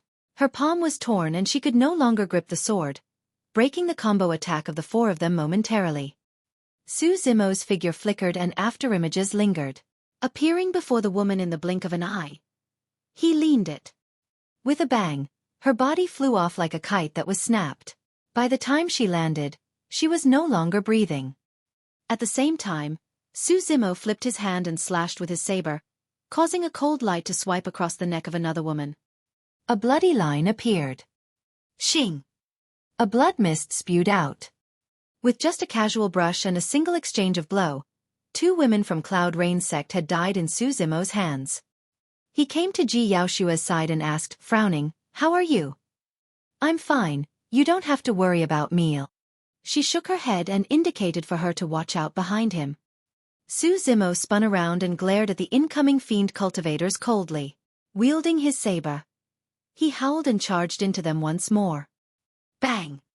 Even though the person in front blocked Su Zimo's saber, he was still sent flying. By the time he landed on the ground, his arms were mangled and his bones crushed. He had lost all his battle prowess. Su Zimo's power of blood was way too strong. The realm of tsunami blood was enough for him to crush all the fiend cultivators present. Only the 4 fiend heirs could hold out against him with their intricate moves. Dong! At the moment, the familiar dull sound rang from the blood pool again as a splash appeared on the surface. This time, the sound was even clearer and more powerful. It was as though a hammer had slammed heavily into everyone's hearts. Everyone present felt a tightness in their chest and their blood was in a mess. They could not help but frown. Su Zimo suddenly felt an indescribable sense of danger. This place was a little odd. It did not seem like it was just a simple inheritance ground as those of the fiend sects had said. Su Zimo did not think too much about it. He was the first to recover with his surging bloodline as he rushed into the crowd towards the malevolent Earth sect heir. Ah! When he saw that Su Zimo was rushing at him, the malevolent Earth sect heir heaved a deep breath of air and bellowed. As he retreated, he shook the bone spear in his hands. The other 3 fiend heirs snapped out of their stupor from the dull sound and helped the malevolent Earth sect heir immediately, forming an entrapment. Bang! Su Zimo stomped his feet on the ground, causing sand and gravel to fly everywhere as the earth trembled. The malevolent Earth sect heir was caught off guard and broke into a stumble. That slowed his movements and revealed an opening. Su Zimo's eyes lit up. He cast a divine steed fleeting and cut through the crowd instantly, swinging his cold moon saber upwards ruthlessly. This was a completely one-sided attack. Coupled with his terrifying burst speed, the malevolent Earth sect heir was still a step slower even as he tried his best to retreat. His chest was sliced open, causing blood to gush out and his organs were faintly visible. Ah! The malevolent Earth sect heir shrieked shrilly. Pale as a sheet, he looked down at his chest in horror. While the 7 fiend sects were fighting for the inheritance, if things were to go awry and any one party were to declare their surrender, the rest would not be so ruthless as to kill a fiend heir. However, the malevolent Earth sect heir would have never imagined that he would come across such a malignant being in this place. Upon seeing this scene, the other 3 fiend heirs felt a chill run down their spines. Su Zimo swung left and right. Any fiend sect cultivators that stood before him either died on the spot or were sent flying with blood spraying out of them. Arriving before the malevolent Earth sect heir, Su Zimo grabbed his head with a cold expression and swung his cold moon saber horizontally. A large head was chopped off. Pest! The fiend sect cultivators gasped. They did not know which immortal sect had sent such a ruthless person who could kill the malevolent Earth sect fiend heir without batting a single eyelid. Shangguan Yu and the Illusion Fiend Cult and Zenith sect heirs retreated. If the 4 of them were unable to kill this person, it was pointless now that there were only 3 of them left. They might even end up dying here. Lunatic Pang, are you just going to sit there and watch our fiend heirs get killed idly? Shangguan Yu asked with an ashen expression. If you continue to sit by and do nothing, what would the other fiend cultivators think of you when news of this spreads back to the fiend sects? Ha ha ha ha. The Illusion Fiend Cult heir burst out in laughter. They'll only think that Lunatic Pang is a superficial reputation of yours. You're nothing more than an empty shell who can only be arrogant within our Fiend sex. When you come across anyone from immortal sex, you're so scared that you don't even dare to say a word. Upon hearing this, Pang Yu finally moved. He stood up from his spot as the fighting spirit in his eyes burned into two flames. With just that single action, everyone present felt an overwhelming pressure. It was as though there was a shadow of an ancient demon coming from Pang Yu, possessing unparalleled might that could even envelop the heavens. You don't have to provoke me, Pang Yu said coldly. If I were to attack, that person would be killed with extreme ease. As Fiend heirs, each of them had tricks up their sleeves and were extremely intelligent. When Su Zimo was fighting the other Fiend heirs, it was the perfect opportunity to sit by and reap the spoils later. There was no way Pang Yu would get involved. However, the inheritance object was about to be born. Now that the other Fiend heirs were fearful because of Su Zimo, it was the perfect timing for him to stand forth.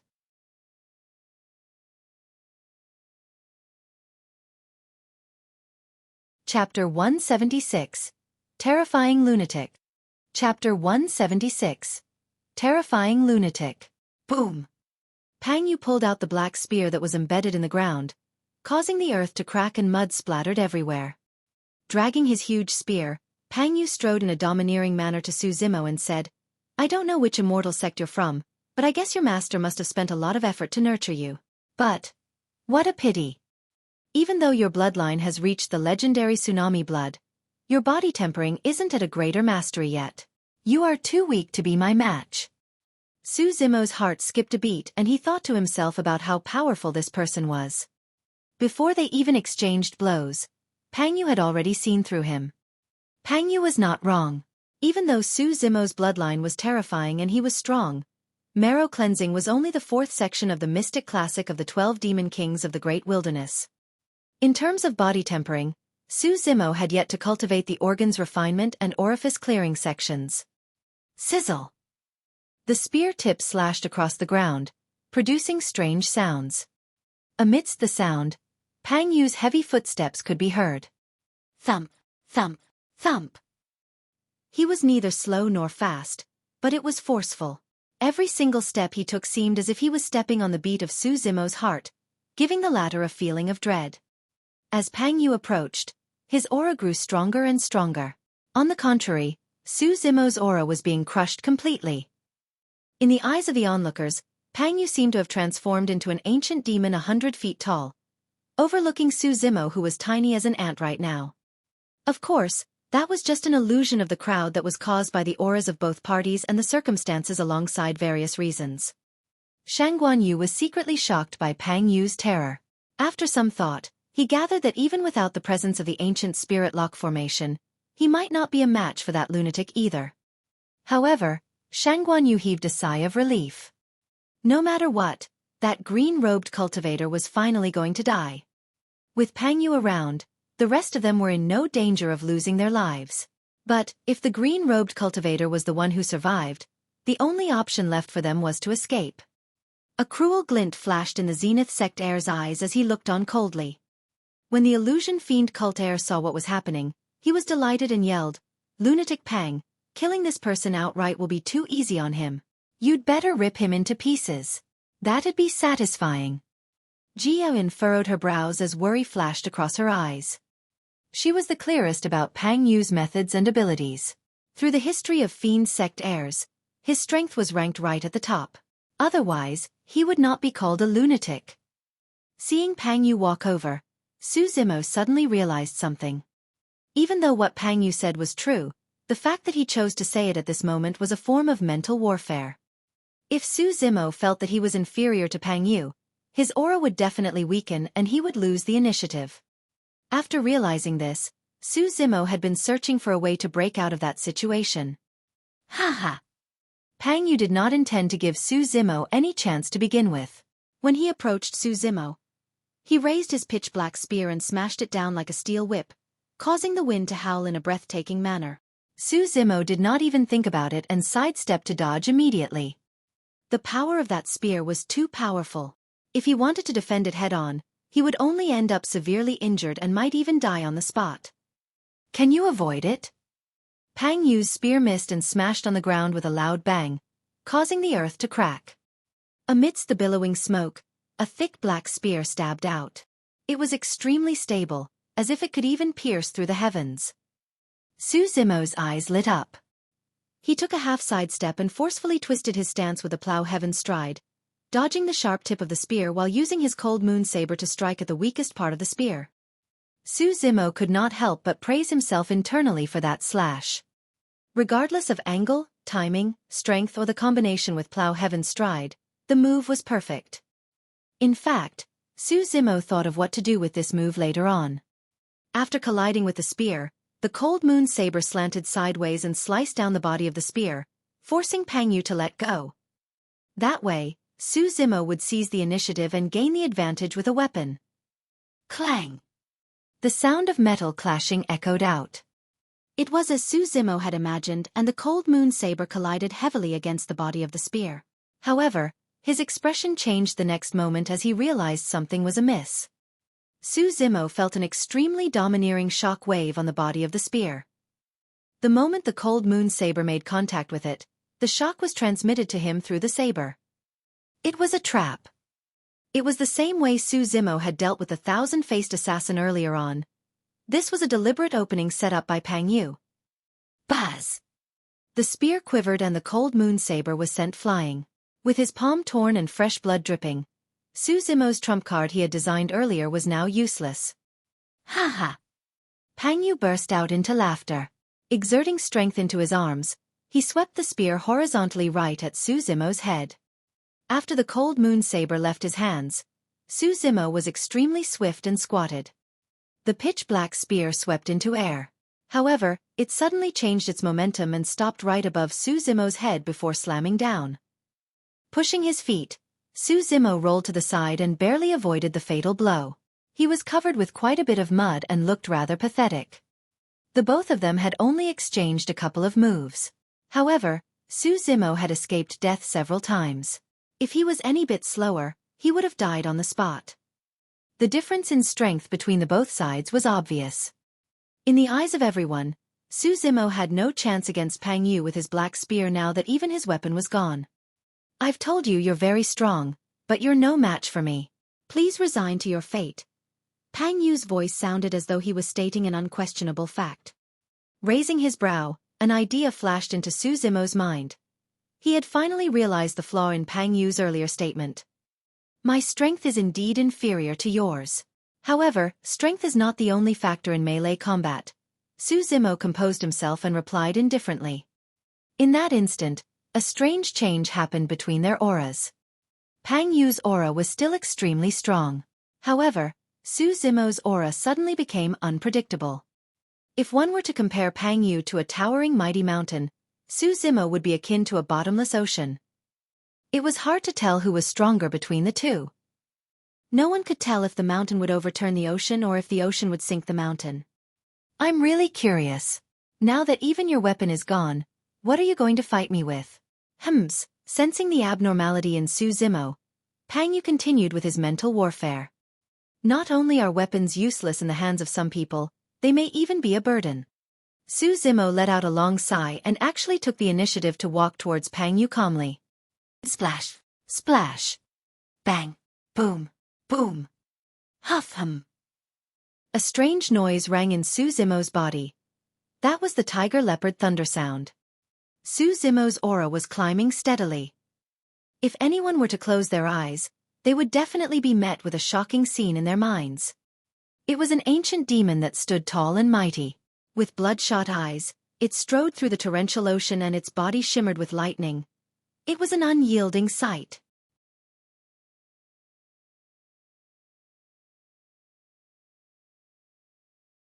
Chapter 177.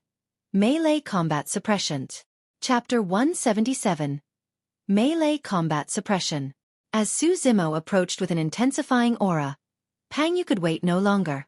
The pitch-black spear in his hands danced as he strode forth and dived towards Su Zimo. A simple spear with incomparable strength shot out.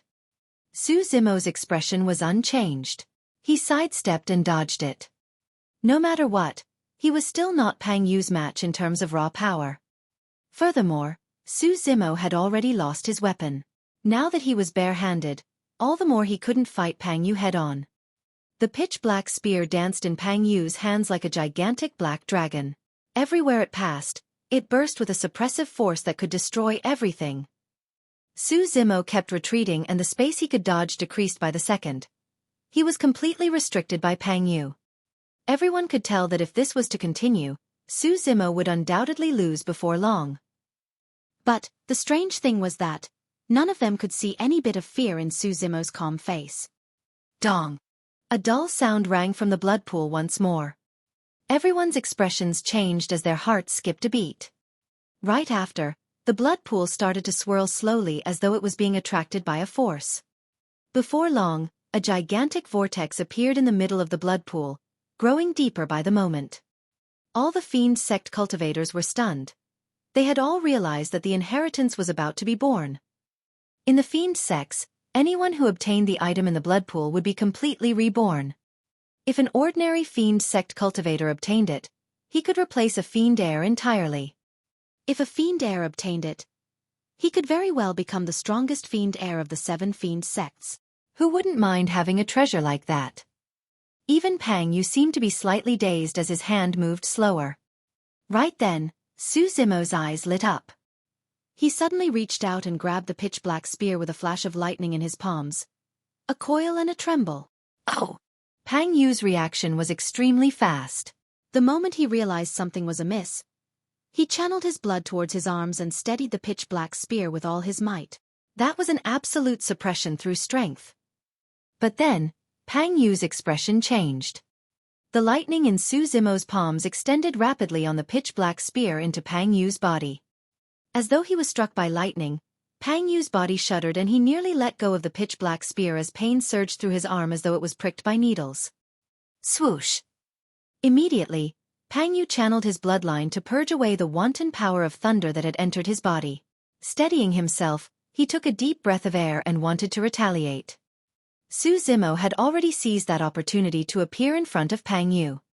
His knees were slightly bent in a seemingly kneeled position. With a smile, he pushed his hands towards Pang Yu's mouth, looking as if he was holding up an immortal fruit. For some reason, Pang Yu felt his scalp tingle and a chill run down his spine when he saw that pose. Sanguine Ape Fruit Offering. That was a powerful killing move of the mystic classic of the 12 demon kings of the Great Wilderness. Pang Yu retreated. He wanted to retract his pitch-black spear and block it in front of Su Zimo. However, the latter followed him like a maggot, ensuring that the distance between them was never more than 1 arm. This was a particular distance. Even though the might of Pang Yu's pitch-black spear was frightening, it became a burden under such a distance. Grabbing his spear with 1 arm, Pang Yu tried to force down Su Zimo's palms with his other arm. A cold glint flashed in Su Zimo's eyes as he changed strategy at the last moment. Gripping Pang Yu's wrist with both hands, he tore it towards both sides while releasing his power of blood. At the same time, Su Zimo stomped his knee forward like a galloping horse. This was another killing move, Divine Steed Dismemberment. Bang! Su Zimo's knee landed squarely on Pang Yu's chest, giving off a dull sound of defeat. Pang Yu's body shuddered as he staggered backwards. His face flushed red for a brief moment. Su Zimo was secretly shocked. If it was anyone else who was struck by the Divine Steed Dismemberment, their arms would have been ripped apart even if their chest wasn't crushed. But now, Pang Yu was merely forced back a couple of steps after receiving that killing move. Instead of losing his combat power, his feral instincts were triggered. How terrifyingly strong was this person's physique? What Su Zimo did not know was that at the moment, the mental shock for Pang Yu was greater. He had thought that Su Zimo's strength would not be a threat to him. However, that move earlier on gave his arms a tearing pain. The bones in his chest felt like they were cracking. His heart stopped for a moment and even his organs were shaking. Killing intent surged fervently in Pang Yu's eyes as his fighting spirit rumbled. With a wrathful roar, he tossed away his pitch-black spear and lunged at Su Zimo with his bare hands. At that sight, Su Zimo praised internally. For Pang Yu, the only way of breaking away from that situation was to cast away the weapon in his hands. Not everybody would be able to react in the midst of such an intense battle and come to that realization. Even then, they may not have the guts to discard their weapons. However, since he had the advantage, Su Zimo would naturally not let Pang Yu make a comeback. While he did not know of any saber techniques, there were way too many melee killing moves in the mystic classic of the 12 Demon Kings of the Great Wilderness. Pang Yu clenched his fists, charging at Su Zimo's head from the side like two mountains. Su Zimo did not dodge nor avoid it. Stepping forth, he unleashed the stance of the plow heaven stride and retracted both arms to his sides. With a sudden slant, he thrust and pushed forward. Bovine's moon-gazing. This move not only allowed him to dodge Pang Yu's killing move, it even allowed him to retaliate. Good move. The corners of Pang Yu's eyes twitched as he changed strategy at the last moment. He pulled his arms in front of him to defend against Su Zimo's punch while sweeping with his legs horizontally. Su Zimo followed suit and changed strategy as well. Suddenly, he bent down and was almost sprawled on the ground. Using all his limbs, he slithered in front of Pang Yu like a gigantic python. After Anaconda Swath came the big killing move. Anaconda Strangle. Su Zimo's body elongated as though he was weak and boneless. He coiled around Pang Yu's legs and channeled his blood, bursting off with an exuberant power of blood. Whoosh! Su Zimo's muscles expanded rapidly and he grew in size, bent on crushing Pang Yu into meat pulp. Ah! Pang Yu realized the danger as well. Roaring, he churned his blood to fight head-on. Both sides exerted power. After a slight pause, Su Zimo realized that he would not be able to do anything to Pang Yu if this carried on. This person's physique was way too strong. With a swift motion, he slid down from Pang Yu's body. Pang Yu was not in the best state either, panting slightly with a blushed face. Right then, his vision blurred. Su Zimo was actually rushing at him again. Boom! A deafening explosion of air could be heard. Pang Yu raised his head to see Su Zimo's fist pummeling down from the skies, looking like a supreme seal that could suppress the ancient times. Its aura was magnificent and terrifying. Taking a deep breath of air, Pang Yu raised his arms and defended against it. Bang! The fist and arm collided, giving off a sound that could chatter one's teeth. Pang Yu's feet sank into the ground, making him seem shorter than Su Zimo. The melee combat fight was way too intense and dangerous. With rapid changes in their moves, both of them fought with lightning speed such that everyone felt their hearts palpitating just by watching. Suppression. Lunatic Pang, who was deemed as the #1 Fiend heir in melee combat, was actually being suppressed by an unknown green-robed cultivator.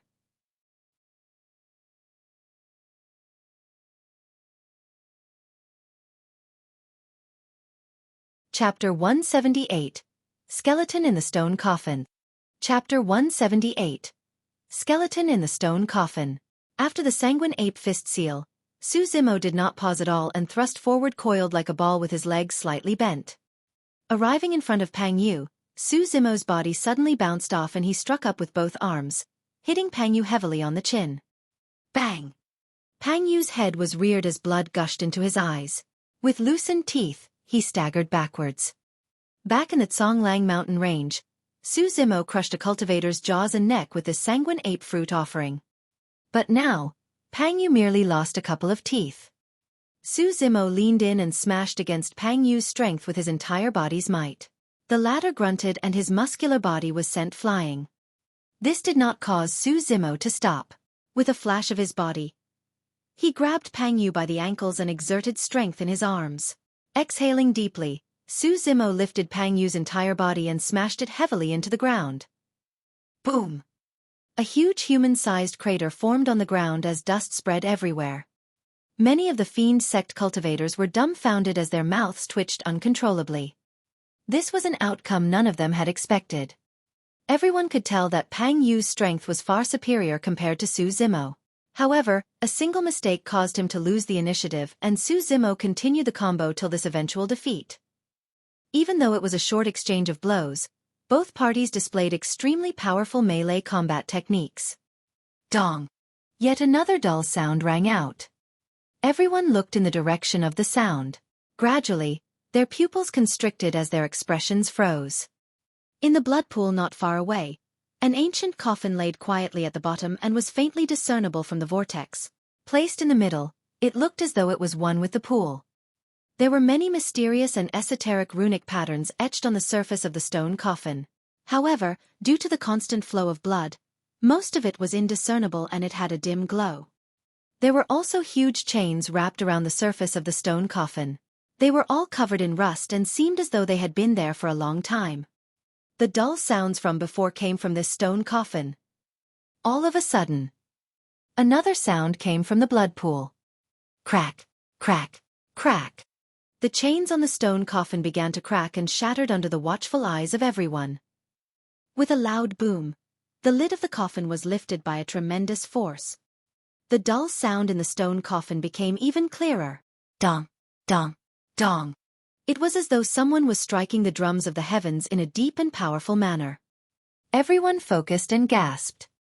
A figure was lying in the stone coffin. To be precise, it was a skeleton. However, there was a grisly red heart in the chest of the skeleton and it was beating with great vigor. Dong, dong, dong.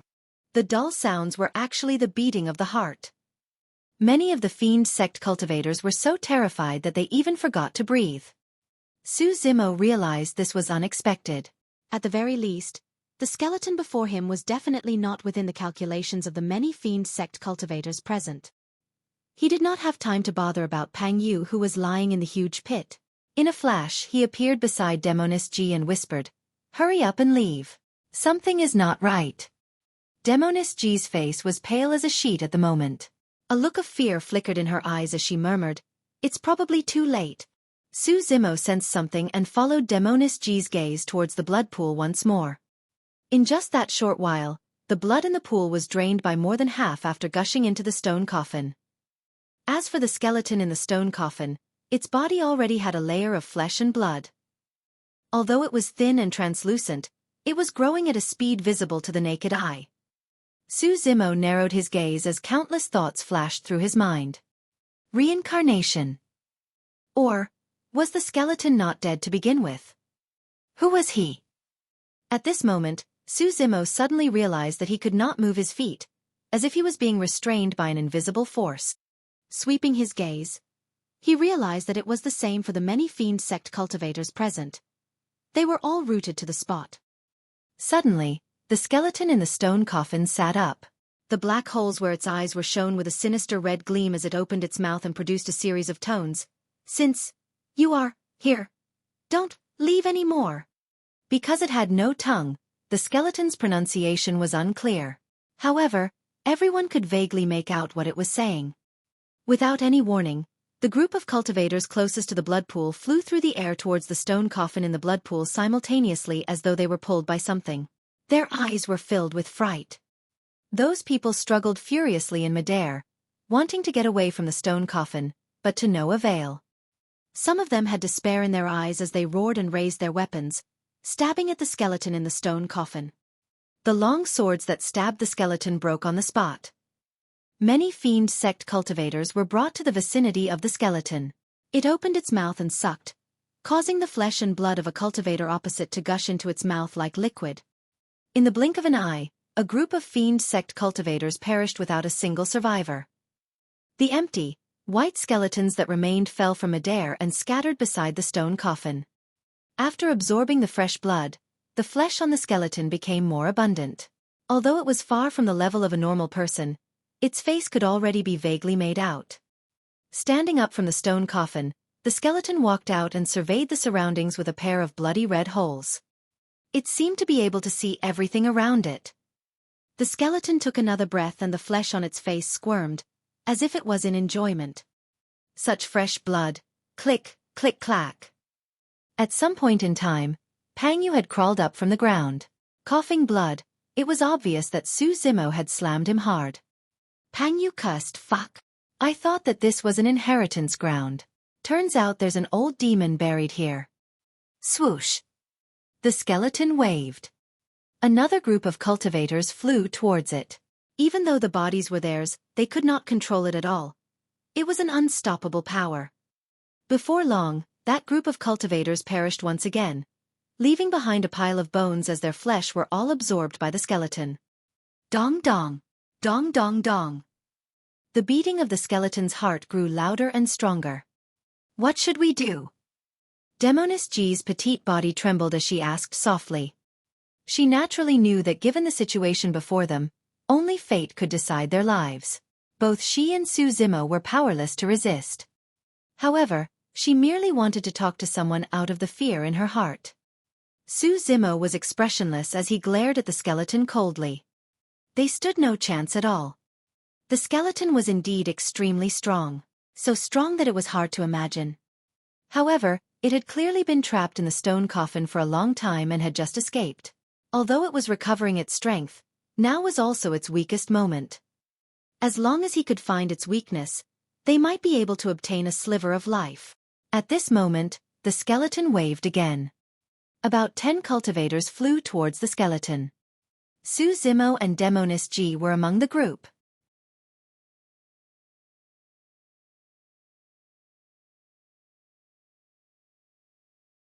Chapter 179.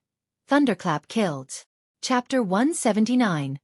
Thunderclap Kill. Su Zimo and Demoness G flew towards the skeleton, drawn by some invisible force. In the short process, Su Zimo could feel his bloodline stir as though it was about to be extracted. The other Fiend sect cultivators did not give up. Some struggled and begged, some screamed hysterically while others raised their weapons and slashed wildly at the skeleton. However, the skeleton was intact and there were no wounds at all. As long as it opened its mouth and sucked, the flesh of the cultivator on the other end would turn into a pool of blood and flow into its mouth.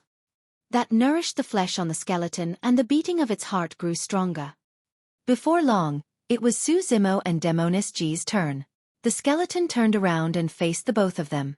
The hole in its eyes shone with a bloodthirsty red glow and it was filled with excitement. Demoness G's face was ashen and her eyes were filled with despair. Pest! Pest! Pest! Right then, Su Zimo suddenly took a deep breath, causing a huge current of air to gush into his lungs fanatically. It was akin to an anaconda devouring the sun and moon, trying to turn into a dragon and soar through the heavens. The airflow was extremely fast and violent. When it cut his throat, traces of blood even seeped out with a salty smell. Su Zimo's chest bulged in a shocking manner, as if he had swallowed a huge balloon. Kill! Su Zimo was one step ahead. Opening his mouth suddenly, he roared and released the airflow as blood boiled in his body. Boom! The roar erupted in the air like thunder. Fiend sect cultivators who were slightly further away from Su Zimo frowned, feeling a sharp pain in their ears as they spaced out briefly. Thunderclap Kill. It was an extremely strong thunder art in the Void Thunder Manual. Converting sound into energy in an instant, it could produce a powerful impact. However, it was impossible to learn this thunder art since someone had torn away the back half of the Void Thunder Manual. Yet, Su Zimo had gained some inspiration through his past experiences and had his own insights. Coupled with Anaconda Eclipse of the mystic classic of the 12 Demon Kings of the Great Wilderness, he created a sound spirit technique that possessed quite a formidable power as well. That was the Thunderclap Kill that Su Zimo had just executed. Of course, this was not a complete thunder art. It was merely something that Su Zimo had deduced. Each time it was released, Su Zimo's lungs would suffer immense pressure and possibly even injuries. Unless it was a last resort, Su Zimo would not use Thunderclap Kill easily. If Su Zimo had managed to gain greater mastery of the marrow cleansing section and used organs refinement to strengthen his lungs, he would naturally be able to withstand the outburst of Thunderclap Kill. Now that Su Zimo had used this technique, it was naturally because he was prepared to risk his life. The power of thunder was the strongest of the yang elements and could purge evil. It was the same for Thunderclap Kill. When the skeleton heard that roar, its body trembled and the flesh that coagulated actually showed signs of falling off. Right on the heels of that, Su Zimo's eyes shone with a vicious glint. He thrust his right hand using his palm as a knife and stabbed it into the skeleton's chest. Poof! Flashes of blood appeared. Just as Su Zimo's hand stabbed into the skeleton's chest, it was stuck. Immediately after, the flesh on Su Zimo's palm began to fall off, gushing into the skeleton's body as liquid blood. Click, clack. The skeleton opened its mouth, seemingly mocking Su Zimo for overestimating his abilities. In the blink of an eye, the flesh on Su Zimo's palm had dissipated, revealing a blood-bone palm. Suddenly, the skeleton trembled. An extremely terrifying aura emanated from the blood-bone palm, spreading across its chest in a shuddering manner. A thin layer of fire that emitted a searing and horrifying heat burned on the surface of the blood-bone palm, as if it could incinerate all living beings. It melted the flesh on the skeleton's chest instantly. Zimo clenched his teeth and thrust. Instantly, the blood-bone palm extended into the skeleton's chest, spreading its fingers and gripping its beating heart. At that moment, Zimo and the skeleton trembled at the same time and stopped moving instantaneously. The entire world seemed to have frozen over. Zimo squeezed his palm and the heart exploded. Clack, clack. Opening its mouth, the skeleton let out a strange howl from the depths of its throat. Suddenly, a tremendous force exploded in front of the skeleton's chest, repelling Zimo instantly. Scarlet light emanated the place filled with a stench of blood. Large patches of blood mist splattered on Zimo's and seeped into his pores. In the blink of an eye, he was covered in blood and his body swelled in a terrifying manner, as though he was a fiend celestial who had just emerged from hell. Ah! An extremely powerful bloodline surged into his body. Feeling as though his body was about to explode, Zimo could not help but roar into the skies. The moment he opened his mouth, rich and pure sanguine light spewed out, emitting a powerful and domineering fluctuation of his bloodline. Upon seeing this, the eyes of the remaining fiend sect cultivators burned. No one knew what exactly happened to the skeleton or how Zimo had managed to pierce its chest and deal serious damage. However, everyone could tell that more than half of the skeleton's blood essence had surged into Zimo's body. It was a huge opportunity. With such pure bloodline essence, anyone present would be able to reach the tsunami blood realm. As for Zimo, who had already achieved tsunami blood, what level would he reach with this opportunity? What sort of changes would happen to his bloodline? Immediately following that, the expressions of the fiend sect cultivators changed again. Something was not right. At the moment, Zimo's body was filled with a thick bloodline such that it was about to explode. Streaks of blood appeared on his skin in a horrifying manner. A look of pity flashed in Pang Yu's eyes. This was indeed a huge opportunity. It was so huge that no one's body could withstand it. From his point of view, Zimo's fate was decided. He would explode due to the rich bloodline, leaving no corpse in his wake. Ah! The skeleton let out a low growl and the holes in its eyes emitted a cold light. It opened its mouth and spat out a string of words. I'll have you guys die with me. Bang! Boom! Boom! The ground trembled violently as cracks began to appear, spreading out in all directions rapidly.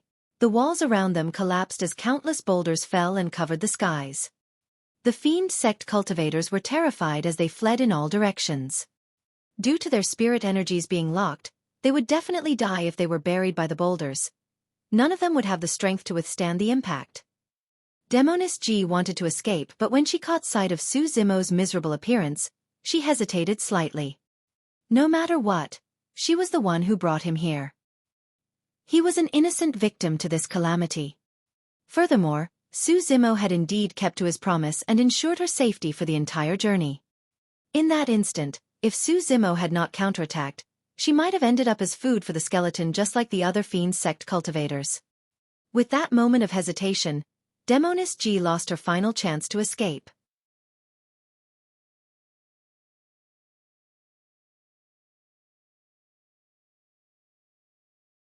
Chapter 180. Escaping Alive. Chapter 180. Escaping Alive. Bang, bang, bang. As though the end of the world had arrived, the sky collapsed. The surrounding boulders crashed down and blocked all passageways. At the moment, Zimo's body swelled and trembled. He panted heavily as the powerful bloodline essence crashed wantonly within his body. Zimo's body was on the verge of falling apart.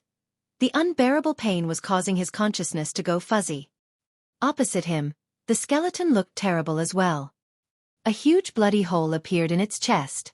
The original place of his heart was now empty, leaving only some pieces of flesh. There was originally a layer of flesh on the skeleton. It was close to recovering to human form. Now that the heart was ruptured, the flesh was disintegrating as well. Before long, It fell off the skeleton and slid to the ground. Soon, it turned back to a white skeleton with an aura that was even weaker than before. The skeleton gazed at Su Zimo's blood-bone palm. The bloody light in the hole in its eyes flickered before dimming gradually. The last trace of its life was also dissipating slowly. "You die too." The skeleton looked at Su Zimo and suddenly opened its mouth. Right after, it raised its hand and stabbed at Su Zimo's chest with fingers as sharp as daggers. If the attack struck, there was no need to wait to be buried by countless boulders. A Foundation establishment cultivator's heart would definitely be pierced to certain death. Upon seeing that, Demoness G's expression changed, but she did not stop him. No matter what, they were not getting out of this place. There was no difference between dying a moment earlier or later. Even though Su Zimo's consciousness was fuzzy, his spirit perception was still there. He felt a strong sense of danger. Instinctively, he dodged to the side. Su Zimo did not have time to react. It was purely out of instinct. Poof! The palm of the skeleton pierced through Su Zimo's chest like a sharp knife, emerging from his back filled with blood. That palm was aimed at crushing Su Zimo's heart. However, due to that dodge, it pierced through the middle of Su Zimo's chest, brushing by his heart. That burst attack seemed to have exhausted the skeleton's last strength. Feeling the sharp pain in his chest, Su Zimo punched out casually and sent the skeleton flying, causing it to fall into the rubble. The skeleton remained motionless, as if it was already dead. The hole in its face was pitch black. In the blink of an eye, a layer of dust and gravel covered the skeleton. Shing! A gush of blood shot out from Su Zimo's chest and splattered all over the ground. It emitted a crystalline luster and the bloodline was rich and shimmering. Su Zimo's figure shrank by quite a bit. Although he had not recovered to his original state, the bloodstains on his body were gradually fading and he was recovering slowly. Oh! That change caught Demoness G's attention. In truth, Su Zimo was at his most arduous period earlier on. The bloodline was too strong and his body could not withstand it. It was equivalent to a powerful force that surged rampantly in his body and could not be vented. The reason why Su Zimo's body swelled was because the pressure within was too great. That was also why his skin cracked with streaks of blood appearing. If he could not digest the power of that rich bloodline, a single fate awaited Su Zimo: death through explosion. However, the skeleton's final attack had inadvertently saved Su Zimo's life. Its intention was naturally to kill Su Zimo. Unexpectedly, Su Zimo managed to dodge the fatal strike to his heart using his spirit perception. Even though the injury was serious and the wound on his chest was horrifying with blood gushing out, it was an outlet for the power of the bloodline within to gush out. Because of that, it helped him avert the crisis. Of course, Su Zimo still retained most of the bloodline's essence within his body. However, that bloodline essence was no longer a threat to his life. It was a blessing in disguise. There were too many things that happened that night. If there was any slight deviation in the series of events, not only would Su Zimo fail to obtain the opportunity before him, he would even be met with a huge calamity. It was the same for the current situation. Su Zimo and Demoness G were not out of danger yet. Bang! Boom! Boom! The surrounding mountains collapsed and a huge shadow crushed. They would be buried before long. The passageways out were already blocked. Notwithstanding the fact that Su Zimo was severely injured in the chest and was dazed and weak, even if he was in his best state, he might not have been able to escape. "I'm sorry." A rare trace of worry and kindness could be seen in Demoness G's eyes as she pretended to be relaxed and smiled at Su Zimo. Crack, crack, crack. The ground beneath shook as cracks appeared and extended. Su Zimo's legs gave way and he almost fell into one of the cracks. Shrugging his head, he tried his best to stay awake. He looked down at the pitch-black and bottomless crack, not knowing what was beneath. If he was not careful and fell in, he would probably be crushed into meat pulp. All of a sudden, Su Zimo's ears twitched. He could vaguely hear the sound of running water from the depths of the crack. After cultivating the mystic classic of the 12 demon kings of the great wilderness, Su Zimo's hearing and vision was far superior to normal people. He was almost at the point where he could listen to the world. Swish! The mountain peak above their heads fell alongside countless boulders, bringing with it dust that blocked their vision in a terrifying manner. Demoness G had a look of despair as she closed her eyes and sighed gently. Right then, she felt someone yank her wrist. Caught off guard, her knees buckled and she was led over. Subconsciously, she opened her eyes and looked. Su Zimo's face was frighteningly pale. Clutching the wound on his chest with one hand, he used his other hand to grab her as they stumbled to the stone coffin not far away. Quickly, go in! Arriving at the stone coffin, Su Zimo led Demoness G in front of him and with a shout, pushed her. She was stunned for a moment and fell into the stone coffin without resistance. Su Zimo leaped in right after, grabbing the lid of the coffin from the side and yanking it. With a slam, the lid closed above them tightly. The last bit of light disappeared. It was pitch black inside the stone coffin. Bang, bang, bang. Almost at the same time as the lid was shut, the sound of countless boulders smashing onto the coffin rang. It was heavy and deafening. There was not much room in the stone coffin because it was designed for a single person. Now that the both of them were inside, together with the fact that Su Zimo's body was slightly swollen after absorbing the bloodline essence, it seemed extremely squeezy. A strange feeling arose in Demoness G's heart, but she did not say anything. If it was anyone else or even Su Zimo before they arrived at this place, she might have killed him on the spot. But now, Demoness G did not move an inch. She blinked her eyes in deep thought. If Su Zimo was even slower for a moment earlier, they would have been crushed to death by the boulders outside. Despite that, Su Zimo chose to let her enter first and bear the danger himself. At that thought, a gentle glint flashed across Demoness G's eyes as she pursed her red lips.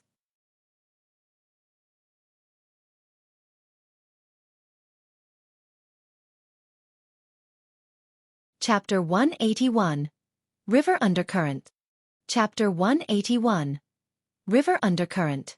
The ground trembled and the stone coffin shook violently along. Slowly, it tilted and slid down a pitch-black crack, falling over. Moments later, the stone coffin fell into water with a loud splash and disappeared in the blink of an eye. Dust flew everywhere as boulders rolled down. The sky was collapsing. After a long time, the tremors finally calmed down. The original place was reduced to ruins without any sign of life. In the middle of the ruins, there was a huge hole. It was pitch black and no one knew where it led to. A gentle breeze gusted in the dark night, blowing away the dust of the ruins. Not far away, 4 figures stood. To be precise, there were 5. One of the figures was extremely blurry and indistinguishable in the night. It was the 1,000-faced assassin. The 5 Fiend heirs looked at the ruins not far away, their gazes flickering with a lingering fear. Feeling cold from the wind's breeze, the 5 of them suddenly realized that their clothes were drenched in sweat. There were hundreds of Fiend sect cultivators with Fiend heirs, all of them gathered for the inheritance of this place. This could be considered as a rare clash between the juniors of the Fiend sections. However, none of them expected the stark changes of this expedition. Notwithstanding the fact that they did not obtain the inheritance, it nearly even turned into a massacre. Of the hundreds of Fiend sect cultivators present, only the 5 of them survived. The malevolent Earth sect heir was slain by an unknown green-robed cultivator. Demoness G could not escape in time and was definitely buried in the ruins. If not for the drastic change in terrain later on that dispelled the ancient spirit lock formation, even the 5 of them may not have been able to make it out. With complex expressions, none of them spoke. This ruin was caused by that terrifying skeleton. However, for some reason, the person who left the deepest impression on everyone that night was the unknown green-robed cultivator. To be fair, if he had not ruptured the heart of that skeleton at the final moment, their fates might have been the same and they would have their essence blood absorbed by the skeleton. Who was that person? After a long time, Pang Yu suddenly asked. Shangguan Yu shook his head. He should be someone from the immortal sections. There's only those few immortal sects that are strong in melee combat. Since his bloodline contained the power of thunder, I gather that he might be a legacy disciple of Zephyr Thunder Palace. What a pity. Pang Yu smacked his lips as a look of pity flashed across high eyes. He was not discouraged over his previous defeat to Su Zimo. Instead, his fighting spirit burned even fiercer. His strength was far greater than Su Zimo. The fact that Su Zimo's consecutive killing moves were unable to truly injure Pang Yu's tendons, bones and essence chi was evident of how powerful and terrifying the latter's physique was. The reason why Pang Yu lost was because he had underestimated the enemy, giving Su Zimo the chance to take the initiative and suppress him to the very end without a chance to come back. Pang Yu believed that he would definitely not lose if they fought again. Now that Su Zimo had fallen, Pang Yu had lost the chance to defeat him. He could not help but feel regretful and sighed. In fact, Pang Yu was not the only one. The other 4 Fiend heirs were similarly frustrated. At the end of the day, there was an ancient spirit lock formation in this place, and everyone's spirit energies were restricted such that they could not unleash their true strength. To them, the malevolent Earth Sect heir had met with an unjust death. It's a pity that man is dead. Otherwise, we'll definitely come across him on the ancient battlefield in the future. At that time, I'll definitely let him witness the power of Cloud Rain Sect. Shangguan Yu harumphed softly. What's the point of saying all this? The illusion fiend cult heir flicked his sleeve and left, replying coldly, time to go. See you on the ancient battlefield. The 1,000-faced assassin flickered and disappeared on the spots. In the blink of an eye, all 5 Fiend heirs left one after another and peace returned to the ruins. Not long later, a voluptuous and curvaceous figure descended upon the ruins. She had exquisite looks and exuded a mature aura, as if she could stir the deepest carnal instincts in one's heart. It was the chief steward of Sky Treasure Auction House, Gu Shi. What happened exactly? Gu Shi murmured with a solemn expression. Swoosh! Gu Shi stood in midair above the ruins and a terrifying force surged out from her glabella. Releasing her spirit consciousness, she searched the ruins carefully, unwilling to miss any traces. Nothing? Gu Shi frowned and gazed at that bottomless pit beneath her. After hesitating slightly, she descended eventually. Before long, Gu Shi arrived above a river.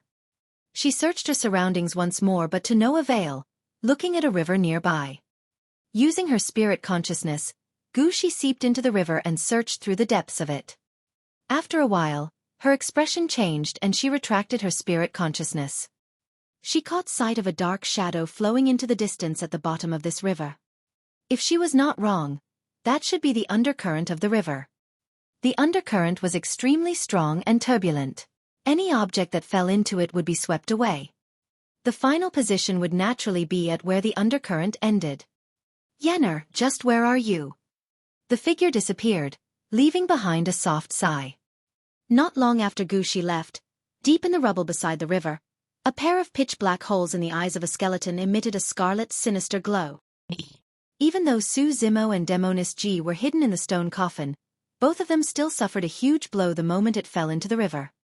Ugh! Ah! Su Zimo grunted softly and Demonis Ji howled in pain. The two sounds that emitted together from the stone coffin came across as strange. Su Zimo felt a sharp pain in his chest. That sudden impact rattled his tendons and bones, causing him to gasp as it felt like his bones were falling apart. Demonis Ji's arm was previously injured by Shangguan Yu. It was a minor injury and was no longer bleeding after it was bandaged. However, that impact tore the wound once more as Demonis Ji frowned and yelped. Although there was a thick stone coffin between them, Demonis Ji could still feel the flow of the river outside. She heaved a sigh of relief. No matter what, they had managed to escape the place. Once the stone coffin sank to the bottom of the water, they would be able to break out from inside. All of a sudden, the stone coffin did not continue to sink. As though it was pulled by an external force, it continued to roll forward. It was a sudden change of momentum and the two people who were caught off guard inside collided against one another. Both of their hearts went aflutter as they retreated subconsciously. However, there was not much excess space within the cramped stone coffin. After that, the atmosphere within the stone coffin turned odd immediately. The temperature seemed to be rising in a frustratingly hot manner. In the darkness, both of them panted slightly and faced each other. Their eyes met but they did not speak. Su Zimo turned his head and slanted his body slightly. His body was still slightly swollen because the bloodline essence within it was not absorbed yet. It did not matter if he moved, but once again, he accidentally made contact with Demonis Ji. Su Zimo quickly stopped what he was doing and laid rooted to the spot.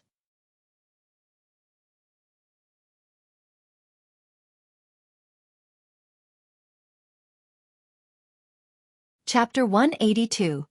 Blood Refinement Fiend Sutra. Chapter 182. Blood Refinement Fiend Sutra. Instead of sinking to the bottom, the stone coffin was brought away by an external force. There was only a single possibility. They had met with a river undercurrent. Neither of them had an option in the river undercurrent. Even if they were to leave the stone coffin now, they would not be able to get out of the river undercurrent. Furthermore, both of them were injured. Right now, they could only leave it up to fate and leave the stone coffin after it left the river undercurrent. Upon realizing that there was no danger, Demoness G was slightly relieved. She glanced sideways at Su Zimo, who was lying beside her, and rolled her eyes, curling her lips with a hint of playfulness. "Hey, you did it on purpose, right?" Demoness G suddenly asked. Su Zimo closed his eyes and did not reply, feeling a tinge of guilt. After all, the two of them had just bumped into one another and there was no avoiding physical contact. "I didn't expect that you're no different from others despite looking refined and decent. You're also as perverted. Humph, to think that you would call yourself a righteous person of the orthodox path, aren't you ashamed?" The both of them were extremely close to each other, and Demoness G's body emitted a seductive fragrance of flower as she exhaled. Su Zimo listened to Demoness G's reproachful tone. Feeling the warmth by his ear, he could not help but feel restless and unable to control himself. All of a sudden, his heart skipped a beat as he bit his tongue to try and maintain clarity. After what happened to Wu Xiongming, Yan Fei and the rest, Su Zimo had vaguely guessed what pure maiden sect specialized in. No wonder those of the Fiend sex call her a demoness. Su Zimo praised internally. Even though he was prepared, he was nearly bewitched by her as well. Every single frown, smile, action and emotion of Demoness G would cause one to be attracted to her unconsciously. If they were not careful, they would sink into her charms, unable to extricate themselves. Noticing that Su Zimo kept his eyes closed and refused to answer, Demoness G could not help but grin and ask gently, "Hey, let me ask you. Why didn't you get in first earlier? Why did you let me in first?" Su Zimo suddenly opened his eyes and replied coldly, "I'm afraid you might be crushed to death because you're too stupid." Ugh. Demoness G nearly choked on Su Zimo's reply as she grit her teeth subconsciously. However, on second thought, the situation was truly way too treacherous back then. If she were to stay behind, she would definitely not be as decisive as Su Zimo. It was highly likely that she would be crushed to death by the boulders as Su Zimo had mentioned. Even so, she was still a little angry. She felt pent up for some reason. Demoness G bit her red lips and pinched Su Zimo suddenly, saying coquettishly, "Go over there. Stay away from me." Even without her saying that, Su Zimo wanted to keep his distance from her, as far away as possible.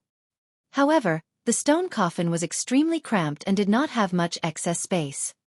Right now, the best solution was to refine away the bloodline in his body and return it to normal. That way there would be more space.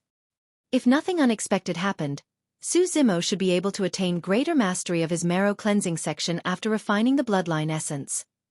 Taking a deep breath of air, he channeled the mental cultivation technique of the tiger-leopard thunder sound and started his breathing and expiration in the stone coffin. Huff, bang, boom, boom.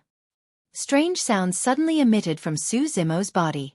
It got louder and clearer, like a tiger, leopard and thunder. Su Zimo's bloodline began to churn along with the rise and fall of the sounds. The boundless bloodline essence was being refined and infused into Su Zimo's own bloodline. Demoness G watched silently at the side without saying anything. She could naturally guess that Su Zimo was channeling an extremely strong blood-swapping technique. The reason why this refined man possessed such terrifying power should be because of that technique as well. She listened intently at the side, blinking and planning on learning that secret skill herself. However, that was a naive thought. Su Zimo's blood-swapping technique was a combination of two top-notch marrow cleansing techniques. It was the one and only tiger-leopard thunder sound in Tianhuang mainland. Putting aside the tiger-leopard thunder sound, how much time did Su Zimo spend to comprehend the sound of tigers and leopards? Demoness G did not even have a mental mantra. It was truly wishful thinking for her to want to comprehend Su Zimo's secret skill just by listening to it. After a day and night, Demoness G finally gave up after multiple fruitless attempts. She pouted and sulked. The tiger-leopard thunder sound was indeed extremely powerful. After just a day and night, Su Zimo's body had shrunk considerably, and it wouldn't be long before it returned to normal. The most surprising thing for Demonis G was that the wound on Su Zimo's chest had already healed and was beginning to form a scab. What strong regeneration capabilities! She was secretly astonished. That wound pierced through Su Zimo's body entirely. Even for body-tempered cultivators, they might not recover fully without half a month at least. However, Su Zimo had only spent a single day and night to recover all wounds on his body. At that moment, the wound on Demonis G's arm had only just healed and stopped bleeding. It would take a few more days for scabs to form. What sort of a monster is this? Demonis G stared at Su Zimo's side profile, lost in thought. After the blood swapping, Su Zimo's complexion became even fairer and brighter. It was soft and tender like a newborn baby, crystalline like jade. No wonder sister can't forget him. I'm impressed. This lad does have some capabilities. Pausing for a moment, Demonis G thought again. Those aren't small capabilities either for him to be able to teach Lunatic Pang a lesson. After enduring for so long, Demonis G was tired as well. As she watched Su Zimo who was cultivating, her eyelids grew heavy and she drifted into sleep. After a long time, she jolted awake from her dreams. Bouncing upright, she slammed against the lid of the coffin with a loud thud. Ouch! Demonis G rubbed her head and cried out in pain. With that, she was completely awake and remembered where she was. Instinctively, she looked to the side. Su Zimo's body had returned to normal, and he was staring at the lid of the coffin with a reared head. Demonis G quickly checked her body and only heaved a sigh of relief after ensuring that it was fine. As the pure maiden of the Fiend's sex, this was an amateur mistake that she should not have committed. She fell asleep beside a man. If it was the Fiend heir of Cloud Rain's sect, Shangguan Yu, beside her, the consequences would be dire. That was close. Demonis G stuck out her tongue lightly and subconsciously glanced at Su Zimo. This time, she discovered Su Zimo's abnormality. She had initially thought that his eyes were opened in a daze. Now that she was taking a closer look, he seemed to have noticed something and was studying it carefully in a trance-like manner. Demonis G followed his gaze and looked towards the lid of the stone coffin. Oh! Her eyes widened as she discovered something strange as well. There were words on the lid of the coffin. The handwriting was a little messy as if it was carved with something sharp. Previously, the atmosphere between them was ambiguously flirtatious in the stone coffin. Coupled with the fact that it was completely dark, neither of them bothered to notice the lid of the coffin. Now that they focused, they could vaguely make out the words on the coffin lid. There were 4 words on the first row. Blood Refinement Fiend Sutra.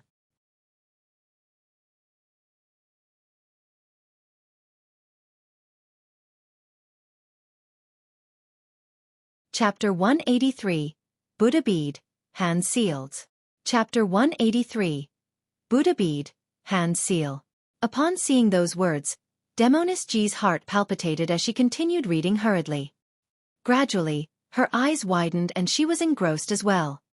Even though it was pitch black in the stone coffin, Su Zimo had extremely strong eyesight after cultivating the mystic classic of the 12 demon kings of the great wilderness.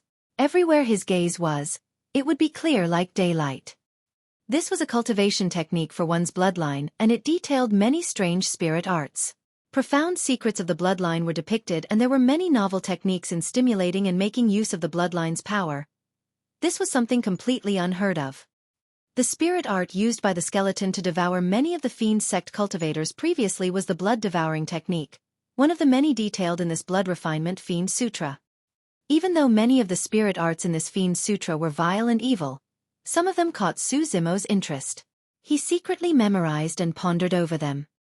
Even though this trip with Demonis G was filled with many surprises, it was a blessing in disguise. Now, Su Zimo had attained greater mastery of the marrow cleansing section.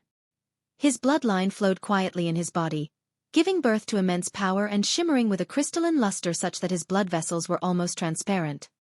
From now on, Su Zimo could start to cultivate the organ's refinement section. Only, it was much more difficult to cultivate than the marrow cleansing section. The marrow cleansing section gave mention of the sound of tigers and leopards. However, the organ's refinement section merely contained obscure and complicated scriptures without any mention of demon beasts and whatnot. Su Zimo had no clue at all how he should go about refining the organ's refinement section. After a long time, the stone coffin began to shake violently. It was thrown out by an external force before calming down and sinking gradually. Su Zimo's heart stirred. He realized that the stone coffin had already left the river Undercurrent.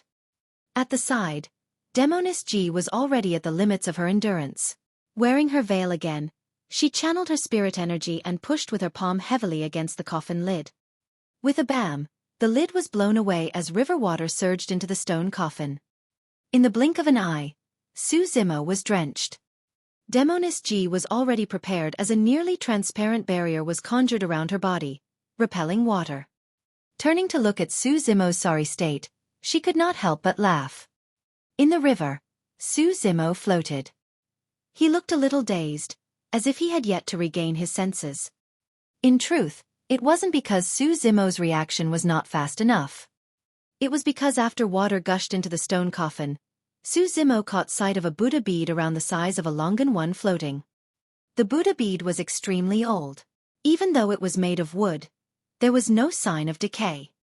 A palm was etched on the Buddha bead that had its middle finger and thumb touching to form a hand seal. Every single line on the palm could be seen clearly and it was bedazzling. Su Zimo had merely taken a single look at the Buddha bead when he felt his vision blurring into an extremely shocking scene. It was like a battlefield in purgatory. Corpses piled into mountains and blood flowed like rivers everywhere. The smell of blood filled the air and black clouds were overcast in an atmosphere so repressing that one could barely breathe. A cold wind blew in the surroundings, sending chills down one's spine. A man covered in blood stood atop the mountain of corpses. With his back facing Su Zimo, he was laughing with his head lowered like an unparalleled fiend. It was a sinister and terrifying laughter, sounding as though it was ringing right inside Su Zimo's ears. It was extremely unsettling. A moment later, bits of golden light shone through the gaps in the black clouds, scattering some warmth across the battlefield. With the passage of time, the golden light grew more and more intense, almost tearing the pitch-black clouds away. All of a sudden, a dazzling golden pillar of light descended from the sky, seemingly tearing the heavens and shining on the fiend. Roar! The fiend was furious and reared its head, bellowing towards the heavens in wrath. The veins on its necks were exposed and its blood vessels were protruding in a terrifyingly ferocious manner, akin to a living ghost from hell. Boom! Accompanied by a deafening roar, a bedazzling golden palm descended from the sky. It crushed down gently with its middle finger and thumb touching one another to form a hand seal. Fiend Suppression Seal. A deep voice sounded. Before the golden hand seal even descended upon the fiend's head, its body suddenly exploded as though it could not withstand the pressure, spraying blood all around the place in a horrifying manner. Su Zimo felt his eyes sting from the splattered blood and he snapped out of the illusion. The entire process seemed very slow, but in fact, it occurred in the split of a moment. Looking at the Buddha bead nearby that was sinking, Su Zimo broke into a shudder. There was a flash of struggle in his eyes. After some hesitation, he swam into the river and chased after the Buddha bead, clasping it in his palm. There was nothing unusual when he retrieved it. Su Zimo heaved out a sigh of relief. It seemed that as long as one did not look at the pattern on the bead carefully, they would not fall into the illusion from before. Fiend Suppression Seal. Those 3 words flashed through Su Zimo's mind. Needless to say, that must be an extremely powerful secret technique. Even though the illusion had lasted for a moment, that golden hand seal left a deep impression in Su Zimo's mind and he could not forget about it. Kicking his legs, Su Zimo swam towards the river surface and before long, he arrived at the shore. At that moment, his upper body was nude and his pants were sopping wet. Demoness Ji pursed her lips and swept her gaze across Su Zimo's lower body. Just as she was about to tease him, Su Zimo's body shivered and he churned his bloodline. With the power of the bloodline, a white mist emitted from Su Zimo's body suddenly. All the water droplets were vaporized. Under the veil, Demoness Ji's mouth opened into a circle. Su Zimo retrieved a clean green robe from his storage bag and wore it. He also tossed the Buddha bead conveniently into his storage bag. Demoness Ji's eyes shifted. Recalling the abnormality of Su Zimo at the bottom of the river, she approached him and blinked. "What did you find down there?" "It's nothing." There was naturally no way Su Zimo would tell Demoness G about the Buddha bead as he replied casually. "How stingy!" She harumphed. Summoning a flying sword, Su Zimo leaped on it and flew into the air, surveying the place. He did not know where the river undercurrent had brought them. Demoness G arrived in midair and looked down as well. Su Zimo pondered for a while and looked at the river behind him. His heart stirred and he had a vague guess where they were. This was Yongxing River, a tributary of Jishui River that originated from the Great Zhou dynasty and passed by Yan country. In other words, Su Zimo and Demoness G had arrived in Yan country's territory. Su Zimo looked over at the capital of Yan country with longing in his eyes. "I've been away from home for 2 years. I wonder how elder brother is doing." The scene of leaving Pingyang town 2 years ago felt like yesterday in his mind. Su Zimo did not have many relatives. Other than him, the Su family only had Su Hong and Su Xiaoning as descendants. Su Xiaoning was far away in Azure Frost sect and it was not easy to see her. Su Zimo decided to visit his brother in the capital of Yan country.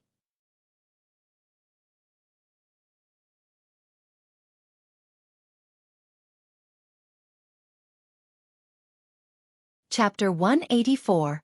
Obsessions. Chapter 184. Obsession. After a rough analysis, Su Zimo rode his flying sword and sped towards the direction of Yan country's capital. When Demoness G saw that Su Zimo turned around to leave and ignored her, she could not help but feel agitated. Stomping her foot, she chased after him on her flying sword. As the pure maiden of the Fiend sex, her status was unimaginable. It was not something an ethereal peak disciple like Su Zimo could compare to. Furthermore, she was born a charming woman. After cultivating the supreme mystic classic, Pure Maiden Sutra, every single frown and smile of hers would exude the power to bewitch all living beings. Even for cultivators who were a realm above her, they could easily fall under her skirt if they were slightly careless. Any cultivator who had the slightest bit of evil intent when they saw Demoness G would inadvertently fall under the bewitchment of the Pure Maiden Sutra. The entire process was subtle and difficult to detect, causing one to sink deeper and deeper. That was the true terror of the Pure Maiden Sutra. Even a single thought would work. They would be controlled by the Pure Maiden of the Fiend sex. What made Demoness G upset was how Su Zimo had not been interested in her right from the beginning. Moreover, he was extremely wary. He was even more so after discovering her identity, wanting nothing more than to keep his distance and never see her again. That made Demoness G question her charms or whether there was a problem with the Pure Maiden Sutra. Both of them sped through the air one after another. Just like that, half a day was gone. Su Zimo stopped and turned to look at Demoness G behind him, frowning. She came to a stop as well, ignoring his gaze. With her hands behind her back, she pretended to be nonchalant and looked at the scenery below in a seemingly relaxed manner. Su Zimo turned back and left and Demoness G followed him again. Even when he changed directions and routes, she followed accordingly. Stopping in his tracks, Su Zimo turned around and asked, "Why are you following me?" "Tisk." Demoness G rolled her eyes and pouted. "That's odd. You're going your own way and I'm going mine. Who's following you? Stop thinking so highly of yourself." Su Zimo nodded. "All right then, where are you going?" "I." Demoness G was at a loss for words. She rolled her eyes and retorted, "Why do you care where I go? The world is huge and I can go anywhere I want." Because this woman was Ji Yaoshue's younger sister after all, Su Zimo could not do anything to her. Furthermore, back in the inheritance ground, Demoness G had the chance to escape but she did not abandon him. That proved that she did not have a bad nature despite being someone of the Fiend sections. Su Zimo turned to leave and she followed hurriedly. After a short while, Demoness G suddenly asked, "Hey, you seem to hate me." "I don't have a good impression towards those of Fiend sex," Su Zimo replied. "Phew." Demoness G smiled as a look of mockery flashed in her eyes. She shook her head. "I thought you were different from others. To think that you're a fool as well." "Oh." Su Zimo raised his brow and replied, "You're a young brat who has been led astray. Why do you speak as though you know right from wrong? Does your sister know about this? What do you mean by going astray? Demoness G was suddenly agitated as she stopped in front of Su Zimo and looked him in the eyes. Since you don't have a good impression towards those of the fiend sex, you think that the path of fiends is one that's astray? Let me ask you then, do you know what fiends are? Do you understand anything about fiend sex? Su Zimo was stunned for a moment. He wanted to reply but did not know what to say. Indeed, it was difficult for him to define fiends and he did not understand fiend sex as well. In fact, he had not even heard of the 7 fiend sects before he met Demoness G. After a moment, Su Zimo replied, Indeed, I don't know what fiends are. However, I know that Wu Xiangming, Yan Fei and the others were sincere about wanting to protect you. But, you got them killed. Demoness G scoffed coldly. That's where you're wrong. Yan Fei was someone from Cloud Rain sect and he had no good intentions following me. As for Wu Xiangming and the rest, I can assure you that they were only lured there because they had ill intents towards me. Such people deserve death. If I didn't have the means to protect myself, what do you think they would have done to me? Su Zimo thought for a moment before adding, Back in the past, I encountered a sect named Joyful Sect here. Their disciples committed all sorts of evil and abducted women, using their een to raise their cultivation realms. If that's not fiendish, what is? Joyful Sect is in the same league as Cloud Rain Sect. There's no difference. That's where you're wrong again. Demoness G revealed a look of disdain and shook her head. I've never heard of any Joyful Sect before. Although I'm not a disciple of Cloud Rain Sect, I know that Joyful Sect is not even befitting of carrying the shoes of Cloud Rain Sect cultivators. She paused for a moment and asked again. Also, do you know Cloud Rain Sect very well? Why do you claim that Joyful Sect and Cloud Rain Sect are in the same league and there's no difference? On what basis?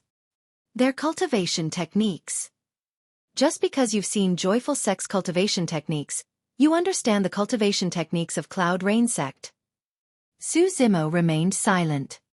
Demoness G continued, Let me tell you, even though the disciples of Cloud Rain Sect are frivolous and always have sex with women, they don't force any women at all. Otherwise, they will be punished heavily by Cloud Rain Sect and even sentenced to death. Moreover, copulation between men and women is a fusion of yin and yang, the universe's natural path and the primordial Tao. What's wrong about that? If that's fiendish, you're telling me that all married couples in the world are fiends? Upon hearing this, Su Zimo frowned. In that case, Cloud Rain Sect and Joyful Sect truly had a difference. Cloud Rain Sect would not force others. If the women were willing, there was nothing to say about that. Also, the real fiend sects are only the 7 of us. In fact, 6. Even malevolent Earth Sect cannot be considered as a true fiend sect, let alone some rubbish like Joyful Sect. Do you think they're fit to be called fiends? Demoness G continued, Since you don't know what fiends are, let me tell you. There's a reason why the Tao of fiends can be ranked alongside the immortal and Buddha Tao and be passed down through the ages. The Tao of fiends is the Tao of obsession.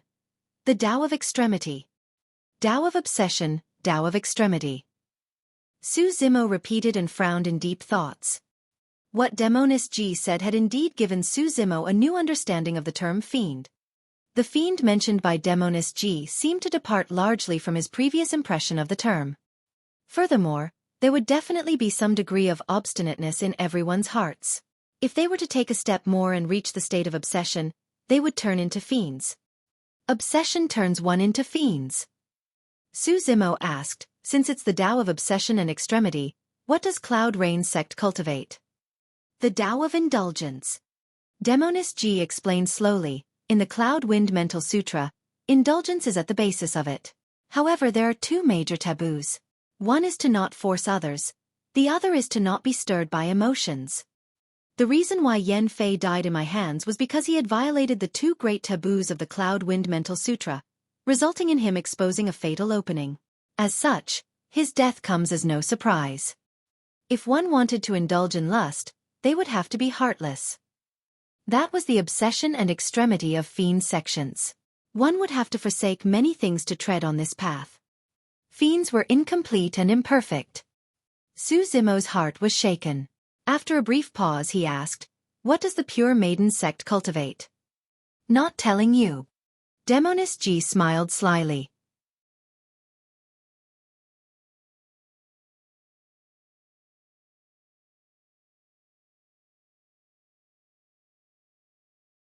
Chapter 185, 4 Years On.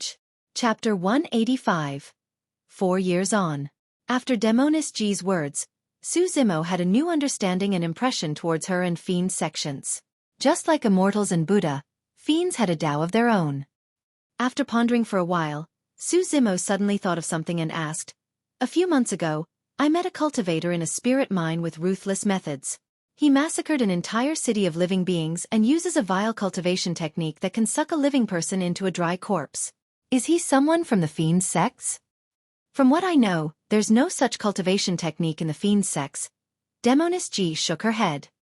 She paused for a moment and continued, "The reason why the reputation of Fiend sects is bad in the cultivation world is all because of you people from the orthodox path. As long as it's something that goes against humanity, you guys accuse us of the Fiend sects for it. It's truly despicable. If it's not done by the Fiend sects, you guys can come forth and explain yourselves." Su Zimo frowned. "Foo-foo." Demonis G scoffed coldly.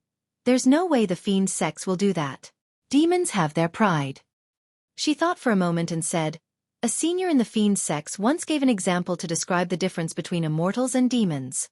I think it's rather apartment. For the same treasure, cultivators of the Fiend sects would fight for it openly. However, cultivators of immortal sects would vie for it in secret and frame it onto those of the Fiend sections. That's a little extreme." Su Zimo shook his head. "I don't wish to argue with you anymore." With that, Su Zimo turned to leave. Demonis G followed him again. But this time round, Su Zimo did not chase her away. "Where are you going?" she asked. Su Zimo remained silent for a while before replying, "Back home to take a look." As Su Zimo sped towards the capital of Yen country, more than 10 cultivators arrived at a small town on the border of Yen country. They were led by a man and woman. The man wore sparkling white robes. He had a smile on his face, looking handsome and elegant. The woman was dressed in a long, emerald dress. Her black hair swayed in the wind and she had beautiful features, looking gentle and quiet. The both of them rode on their swords and their clothes fluttered in the wind. Like a match made in heaven, they were dazzling and could not be ignored. More importantly, both of them were at perfected foundation establishment realm. The 10-odd cultivators that followed them were all foundation establishment cultivators as well, varying from early to late stage. On their waists hung a badge with the words "Iridescent Clouds." It was daytime at the moment with many citizens walking on the streets. Their expressions changed starkly with the sudden appearance of the many foundation establishment cultivators above them. The citizens hurriedly knelt on the ground and shouted, "Greetings, immortals!" Someone in the crowd with sharp eyes recognized the gentlewoman and whispered, "It's that girl from the Shen family." "It's really her. I wouldn't have been able to tell if you hadn't said it. She's changed drastically after 4 years. She's just like a fairy now." "Shoo! Shut up. Stop looking at her. She's an immortal now. If you anger her, she's going to gouge out your eyeballs." The gentlewoman in the emerald dress was none other than Shen Mengqi, who was taken away by perfected being Songlang 4 years earlier to join Iridescent Cloud's palace. The white-robed cultivator beside her was her senior brother, Su Yu. "So this is your home, junior sister?" Su Yu looked at Shen Mengqi beside him with a gentle gaze and asked softly. "I see." She seemed distracted as she responded. Looking at the small town beneath her, she sighed in a dazed manner, letting out a reminiscing expression. Unknowingly, 4 years had passed. 4 years ago, she stood with perfected being Songlang in midair looking at Pingyang town the same way. However, that afternoon, a stubborn youth stood with his chest puffed and head held high on this familiar long street. He did not kneel nor fear. At the thought of that youth, Shen Mengqi smiled faintly. Right after, she sighed gently and shook her head. No matter what, immortals and mortals were different. She was no longer on the same level as that youth. Decades later, her youth would still be present and she would be in her prime. However, that youth would have entered his later years and await death of old age. Even though they had unforgettable memories together, that could only fade and disappear along with time. "Junior sister, junior sister." Su Yu's voice pulled Shen Mengqi back from her memories. "Ah, sorry," she replied apologetically. "Neither too intimate nor unfriendly." Xueqi was considered as one of the top 10 inner sect disciples of Iridescent Cloud's palace. He had courted her for a long time, but she never agreed to it. She made the decision to return home for a visit in a low profile. However, Xueqi volunteered to accompany her and brought more than 10 juniors along. Before long, Shen Mingqi and the others descended at the Shen residence.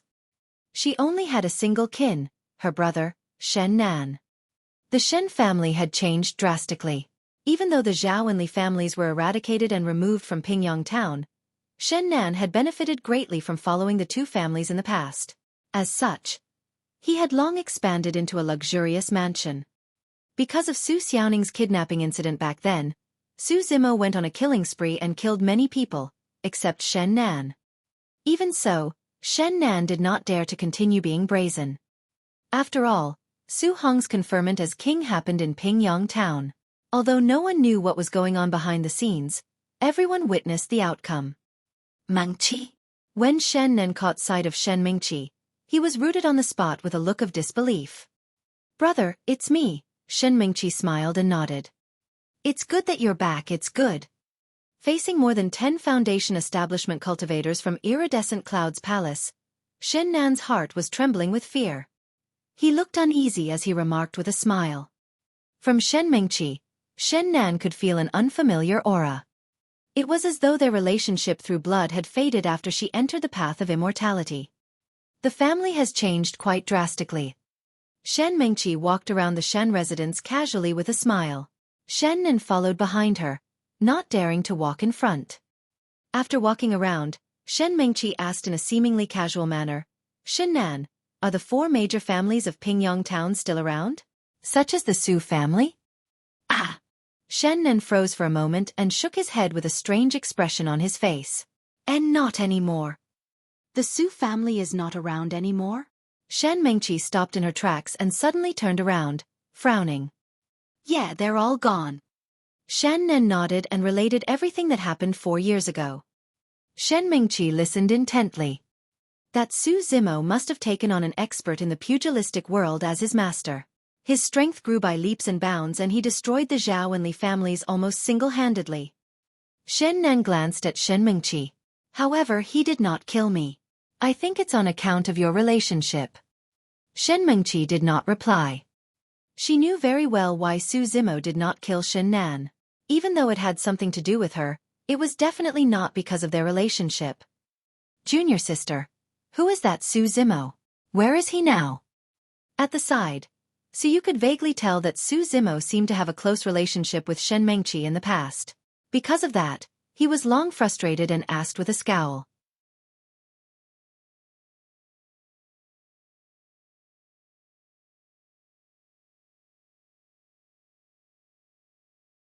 Chapter 186, Old Friends. Chapter 186, Old Friends. Sensing the frustration in Su Yu's tone, Shen Mingqi replied calmly, "He's just a childhood playmate and an old friend. Without a spirit root, he can't cultivate and is unlike us. You don't have to bother about him. So, it's just a mere commoner. I was wondering what sort of a character he was."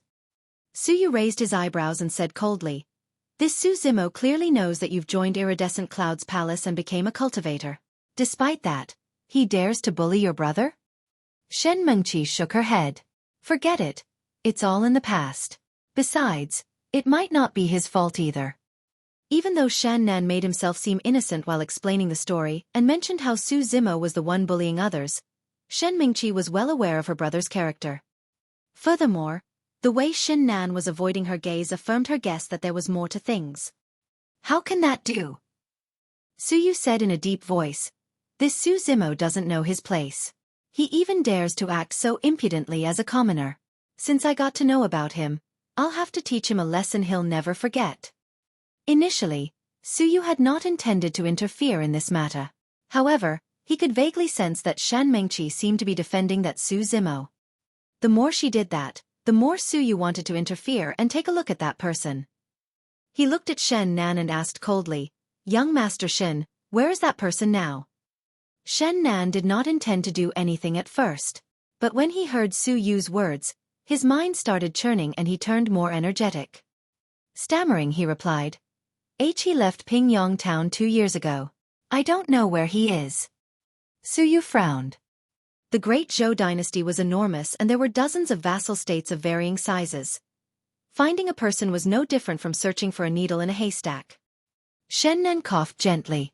However, he has a brother, Su Hong, who is the current king of Yen. He has a prominent status and we can't afford to offend him. Humph. Suyu scoffed. A king of mortals is but a mortal.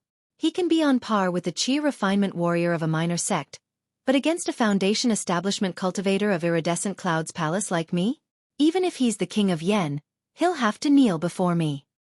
Shen Nan's eyes shone and his blood boiled as he listened. It was as if Shen Nan was looking at the high and mighty king of Yen kneeling in front of him obediently, not daring to lift his head. What sort of an image would that be? Suyu declared proudly, "That's perfect. Junior sister, since this Su Zimo bullied your brother, let's go to the capital of Yen country and teach his brother a lesson." Fufu, this is tit for tat. Shen Mengqi frowned and hesitated. Junior sister, we'll have to make a trip to the capital of Yen country even if it's not for this matter. Suyu continued. Junior brother Zhou disappeared for 2 years without a trace. Master asked us to investigate the place where the most cultivators are gathered in Yen country. The place with the most information is the capital. Yes, all right. Shen Mengqi nodded.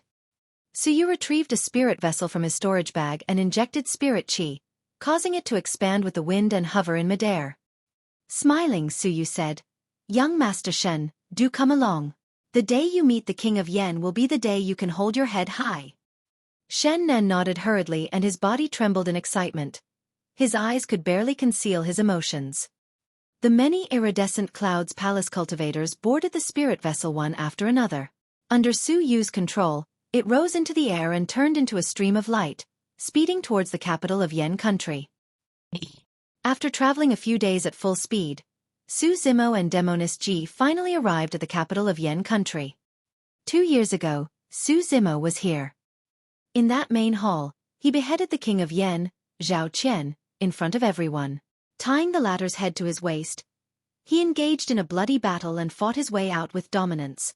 Everything seemed to have happened yesterday.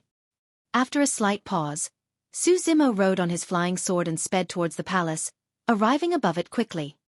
Who's there? Someone berated from below. Right after, 2 Qi refinement warriors summoned their flying swords and flew into the air, arriving opposite Su Zimo and Demonis Ji. The 2 of them were Qi refinement warriors, one at level 6 and the other at level 9.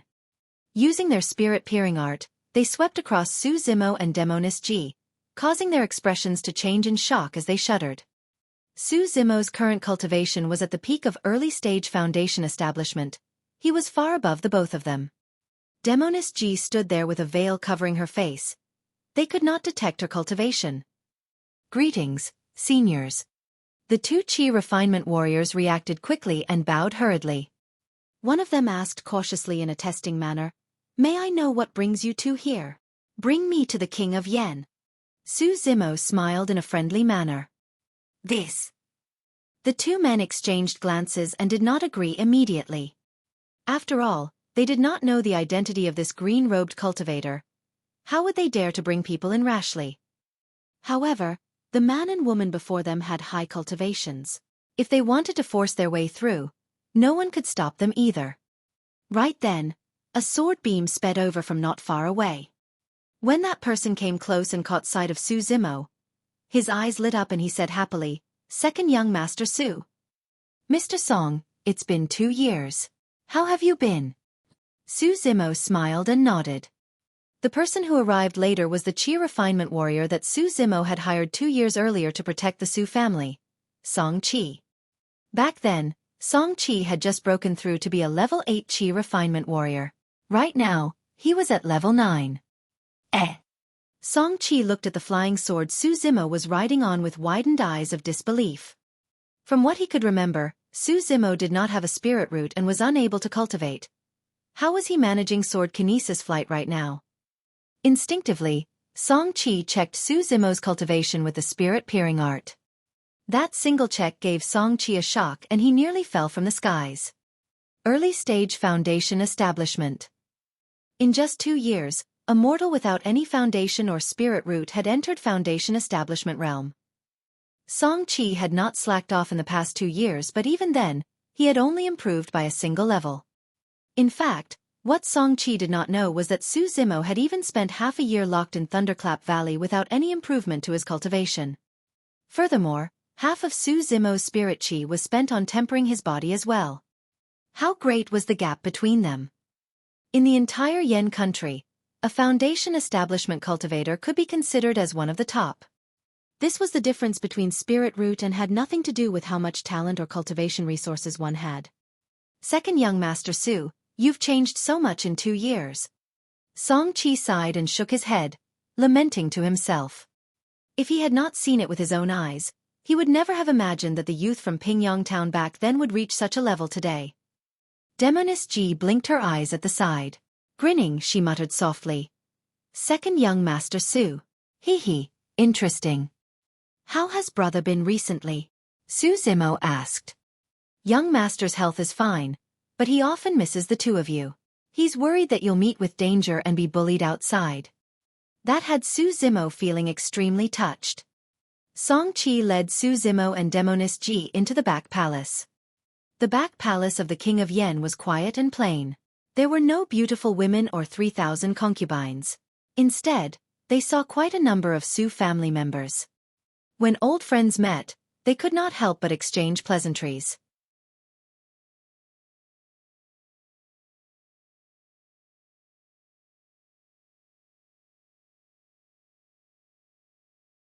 Chapter 187, Reunions. Chapter 187, Reunion. King of Yan's Chamber.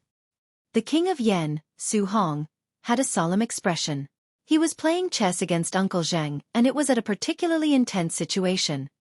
The guards Lu Yu and Yuqi Hu stood at the side, standing watch over the both of them with sharp gazes. Uncle Zheng, Lu Yu and Yuqi Hu were the oldest and most loyal 3 in the Su family. They never left even when the Su family was at its lowest and was almost annihilated. Young Master, you aren't young anymore. Are you really planning to continue wasting your time like this and not get married? After 4 years, Uncle Zheng looked much older. However, his eyes were still clear and exuded the glint of wisdom. In private, everyone addressed each other no differently from before. Su Hong remained silent. Young Master, the bloodline of the Su family has to continue, Uncle Zheng persuaded again. With a sharp slap, Su Hong put down a chess piece and pointed to the chessboard with a smile. Uncle Zheng, if you get distracted again, you're going to lose. Seeing that Su Hong clearly did not wish to talk about it, Uncle Zheng gave a bitter smile and sighed. I'm not as energetic as before. I'm old now. Right then, a burst of laughter came out outside and Xueqi's voice rang. Young Master, Mr. Sheng, guess who's here? The door to the King of Yan's chamber was closed.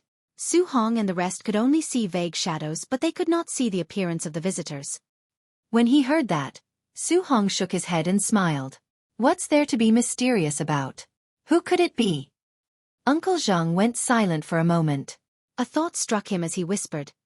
Could it be the second young master or Miss? Xiaoning wouldn't have time to return since she's on the path to immortality cultivation. As for Zimo, there was a look of worry in Su Hong's eyes. I don't know where that lad has gone off to. I haven't seen him in 2 years. Big brother, I'm back. One of them pushed the door open. He was dressed in green and carried a scholarly aura around him, looking refined and graceful. It was none other than Su Zimo. Second young master. It really is the second young master. Lu Yu and the others revealed looks of joy as they broke into laughter. Zimo. Su Hong's eyes sparkled. He stood up slowly and walked forward, sizing Su Zimo from head to toe. As much as he tried to control himself, he could not conceal the excitement in his heart. While Su Hong was sizing him up, Su Zimo was looking at Su Hong as well. After 2 years, Su Hong did not seem to have changed much. Back when he had failed to assassinate the King of Yen, he was disheartened and his hair turned white overnight. At first glance, he looked like a venerable old man. In fact, Su Hong was only 34 this year. Stretching both hands, Su Hong gripped Su Zimo tightly on the shoulders and shook the latter vigorously. Finally, He nodded in satisfaction. Not bad, you're stronger than before. Young master, I'm afraid you don't know yet, but second young master Su is now a cultivator as well. Not just that, his cultivation is even much higher than mine. Xueqi remarked at the side. Oh, for real? Su Hong's eyes lit up. Su Zimo did not hide anything and nodded. That's right, brother. I joined a sect named Ethereal Peak, one of the 5 major sects of the Great Zhou dynasty. It's not weaker than Xiaoning's Azure Frost sect. Good, good, good. Su Hong nodded repeatedly. Lu Yu and the rest were delighted too. At this moment, Su Hong's gaze turned towards the girl beside Su Zimo. He could not help but be slightly stunned as a feeling of amazement surged in his heart. This lady is? Su Zimo finally remembered that Demoness Ji was still beside him. Just as he was about to introduce, he heard her voice. It was like pearls falling on a jade plate and was pleasant to one's ears. Hello, big brother. Su Zimo frowned. It was naturally all right for him to refer to Su Hong as big brother. But why was this Demoness Ji joining him? Su Zimo glanced sideways, wanting to remind her. However, he ended up losing his focus and was rooted on the spot as well. Unknowingly, Demoness Ji had removed the veil on her face, revealing a peerless beauty that could captivate all life. She was flawless and unimaginably beautiful. This time, there was no bewitching charm exuding from Demoness Ji. On the contrary, she looked refined and elegant. Nodding slightly, her cheeks flushed red as though she was a little shy. Su Zimo's jaw nearly dropped to the ground. This was Demoness Ji. This young girl before her was completely unlike Su Zimo's impression of her being that seductive Demoness Ji who could bewitch the entire world. This was clearly a respectable woman, not some demoness. Demoness Ji moved closer to Su Zimo and tugged Su Zimo's sleeve with her petite hands. Rolling her eyes at him secretly, she looked at Su Hong and said timidly, I'm Yenner, Zimo's friend. Su Zimo felt goosebumps all over his body. If they were friends, so be it. Why did she have to break a pause in the middle? Even though there was nothing wrong with that sentence, the way Demoness Ji said it changed the tone of it and would lead to inferences. True enough. Su Hong looked enlightened and nodded in delight. Uncle Zhang and Song Qi smiled as well, looking at Demoness Ji with a hint of scrutiny, feeling more satisfied by the moment. Lu Yu and Yu Qihua winked at Su Zimo and secretly gave him a thumbs up. Demoness Ji, what are you doing? Su Zimo pulled Demoness Ji to a corner and whispered, frowning. What's wrong? She asked with an innocent expression. Who told you to remove your veil? It's rude to meet Big Brother with a veil. That's true. Su Zimo nodded instinctively, but he felt that something was amiss. On second thought, he snapped out of his stupor and glared at Demoness Ji. Who is your big brother? He's my big brother. Also, Demoness Ji, why are you pretending in front of my big brother? Don't you think I know what sort of a person you are? Su Zimo gave a cold sneer. Sure, let's not pretend then. How about I jump into your embrace and we can make out right now? Demoness Ji glanced sideways at Su Zimo, full of provocation. Su Zimo jumped in fright and hurriedly said, Please continue pretending. He knew very well that this person in front of him could truly do such a thing with no qualms. Zimo, what are you doing? Right then, Su Hong walked over with a hint of blame in his tone. I heard you mentioning something about a demoness. How is she a demoness? Don't spout nonsense. To think that you've spent more than 10 years studying the texts of saints. Su Zimo could not really explain despite being reprimanded and could only say, Big brother, please don't overthink things. She's truly just a friend of mine and is a fellow cultivator. Oh! Unexpectedly, Su Hong's eyes lit up and he nodded. That's good. Both of you are cultivators, so it's a perfect match. Demoness Ji grinned and an imperceptible smugness flashed across her eyes. Su Zimo coughed lightly and changed the topic. Has Xiaoning returned in 2 years? No. Su Hong shook his head. You haven't seen her either? I see. Su Zimo said in a low voice. But you don't have to worry, big brother. The sect competition is about to begin. At that time, all major and minor sects within the Great Zhou dynasty would be present and I'll be able to see Xiaoning then.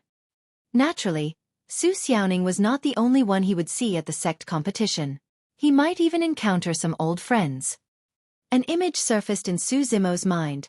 It was a gentle girl who told him heartlessly, "Our fate has come to an end. We are separated as mortals and immortals. I'm afraid we will not see each other again." It's true, our fate has come to an end. As for whether being separated as mortals and immortals as well as whether we'll see once another again. Ha!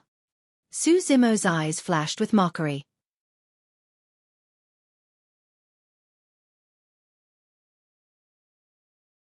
Chapter 188. Breaking into the Palace. Chapter 188. Breaking into the Palace. Su Zimo did not leave immediately. He planned to stay in the palace for a few days and accompany his brother. After all, he did not know when he would be back next time. Demoness Ji did not leave either and stayed in the palace alongside Su Zimo. She merely took occasional walks outside and came over to tease Su Zimo when she had nothing to do. As the king of Yen, Su Hong would naturally not reside in the back palace all the time. Every day, he would take time to evaluate the memorials in the imperial court. In that period of time, Su Zimo would sit in his house quietly, raising his cultivation and starting on the organs refinement section while studying the various bloodline spirit arts he obtained in the stone coffin as well as the Buddha bead. Before leaving Ethereal Peak, Su Zimo's cultivation was already at the peak of early-stage foundation establishment. After the fight at the inheritance ground and obtaining a huge chunk of bloodline essence from that mysterious skeleton, Su Zimo broke through to mid-stage foundation establishment within a couple of days naturally. His bloodline was extraordinary to begin with, and he had already reached the legendary Tsunami blood realm. As such, it was comparatively easier for him to cultivate the bloodline spirit arts. However, he had no clue how to go about the organs refinement section. He would think about it occasionally but put it aside when he could not find anything. During that period of time, Su Zimo's greatest focus was still on that mysterious Buddha bead. It was clear that there was a powerful secret skill hidden within the Buddha bead, Fiend Suppression seal. Each time Su Zimo looked at the Buddha bead, he would fall into the illusion and experience the power of that golden palm descending from the skies to crush the demon and mountain of corpses with the hand seal. He constantly pondered and tried to figure out every single detail. This day, a group of foundation establishment cultivators arrived at the capital of Yen country, led by a man and woman, Su Yu and Shen Mingqi.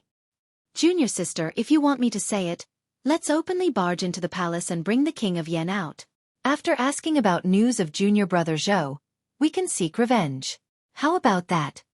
Su Yu asked for Shen Mingqi's opinion with a smile. Shen Mingqi frowned and shook her head. "I don't wish to see those old friends, so I won't be going with you guys." Su Yu rolled his eyes and nodded. "That's true. Given our status, we'll be elevating the king of Yan's status if we go and look for him at his place. Junior brothers Liang Hao and Lu Hongyi, please bring our fellow sect mates to the palace and invite that king of Yen over." Su Yu placed emphasis on the word invite. His intentions were clear. He wanted Su Hong to suffer. Two iridescent clouds palace cultivators stood up and cupped their fists. "Don't worry, senior brother Su. Leave it to us." Su Yu nodded. Liang Hao and Lu Hongyi were both late-stage foundation establishment cultivators. In the capital of Yen country, they were absolutely domineering existences. Furthermore, they carried the badge of Iridescent Cloud's palace on their waist. Which idiot would dare provoke them?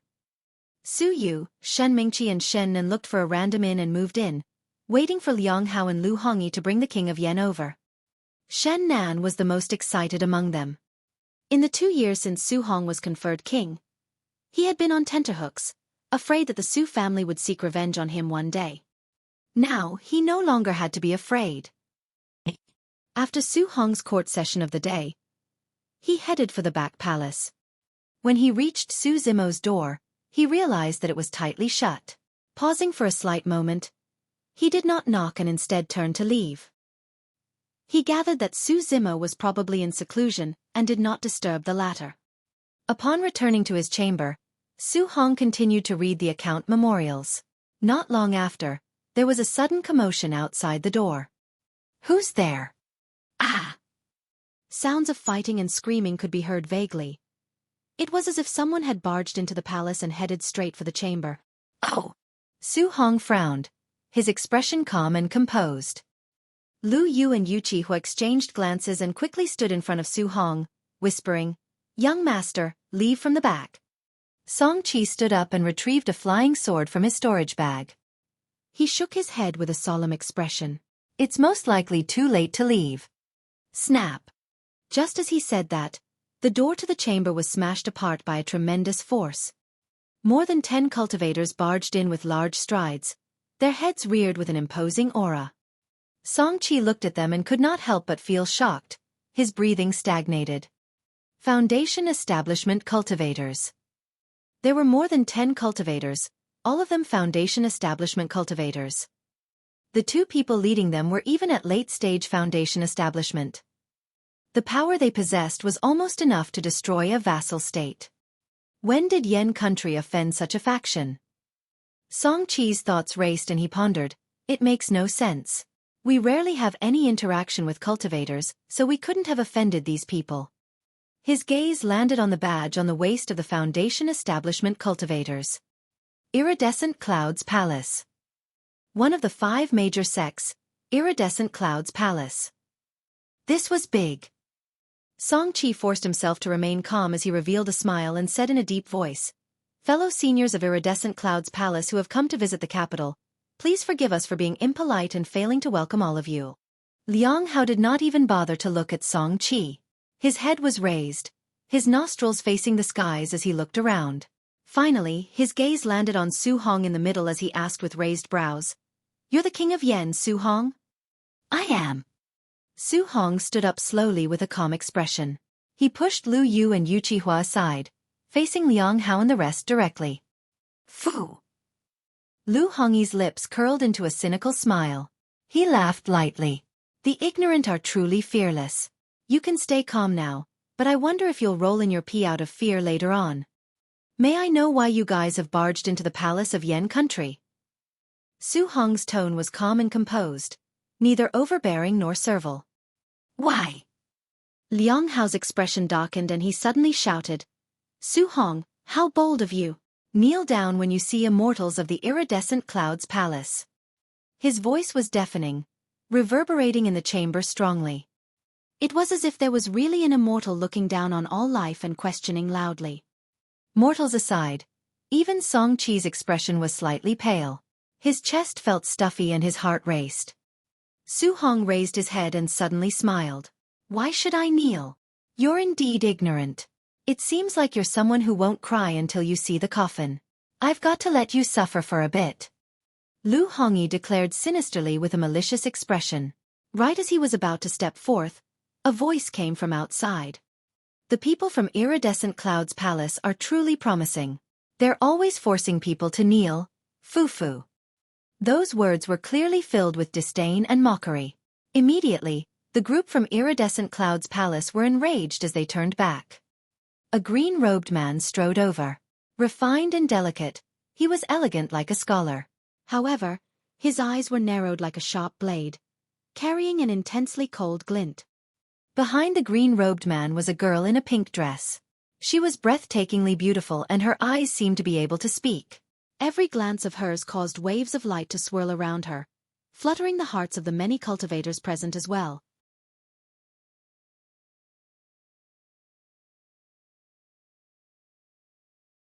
Chapter 189. Might of the Fiend Suppression Seal. Chapter 189. Might of the Fiend Suppression Seal.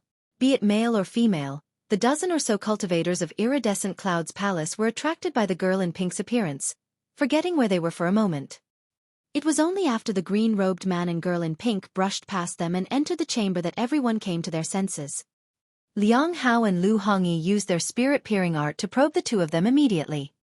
The girl in pink seemed to have cultivated some secret technique, concealing her cultivation in a blurry and unfathomable manner.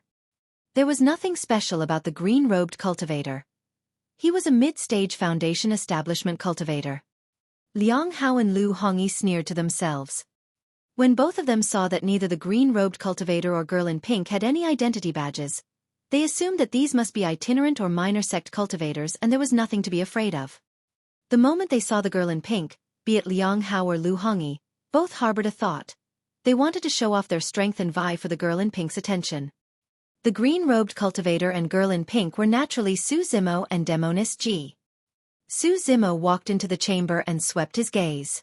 Upon seeing that no one was injured, the killing intent in his eyes lessened slightly. Even though Xueqi did not say anything, he kept giving Su Zimo a meaningful glance to remind him that his opponents were of a higher cultivation realm. Furthermore, they were from Iridescent Cloud's palace and were strong with a powerful backing. Worry flashed in Su Hong's eyes when he saw Su Zimo appearing as well. Su Zimo merely smiled and nodded to Su Hong, Xueqi and the rest, indicating for them to be at ease. He found a random chair and sat down calmly without even glancing at the group from Iridescent Cloud's palace. Liang Hao and the rest were furious when they saw how arrogant Su Zimo was despite his lower cultivation. "Were you the one who spoke just now?" Liang Hao glared at Su Zimo fixedly and asked coldly. "Yes." Su Zimo lowered his head and pressed his middle finger against his thumb, rubbing it lightly as he replied expressionlessly. Liang Hao narrowed his eyes and said icily, "In that case, do you have any objections if I get Su Hong to kneel down?"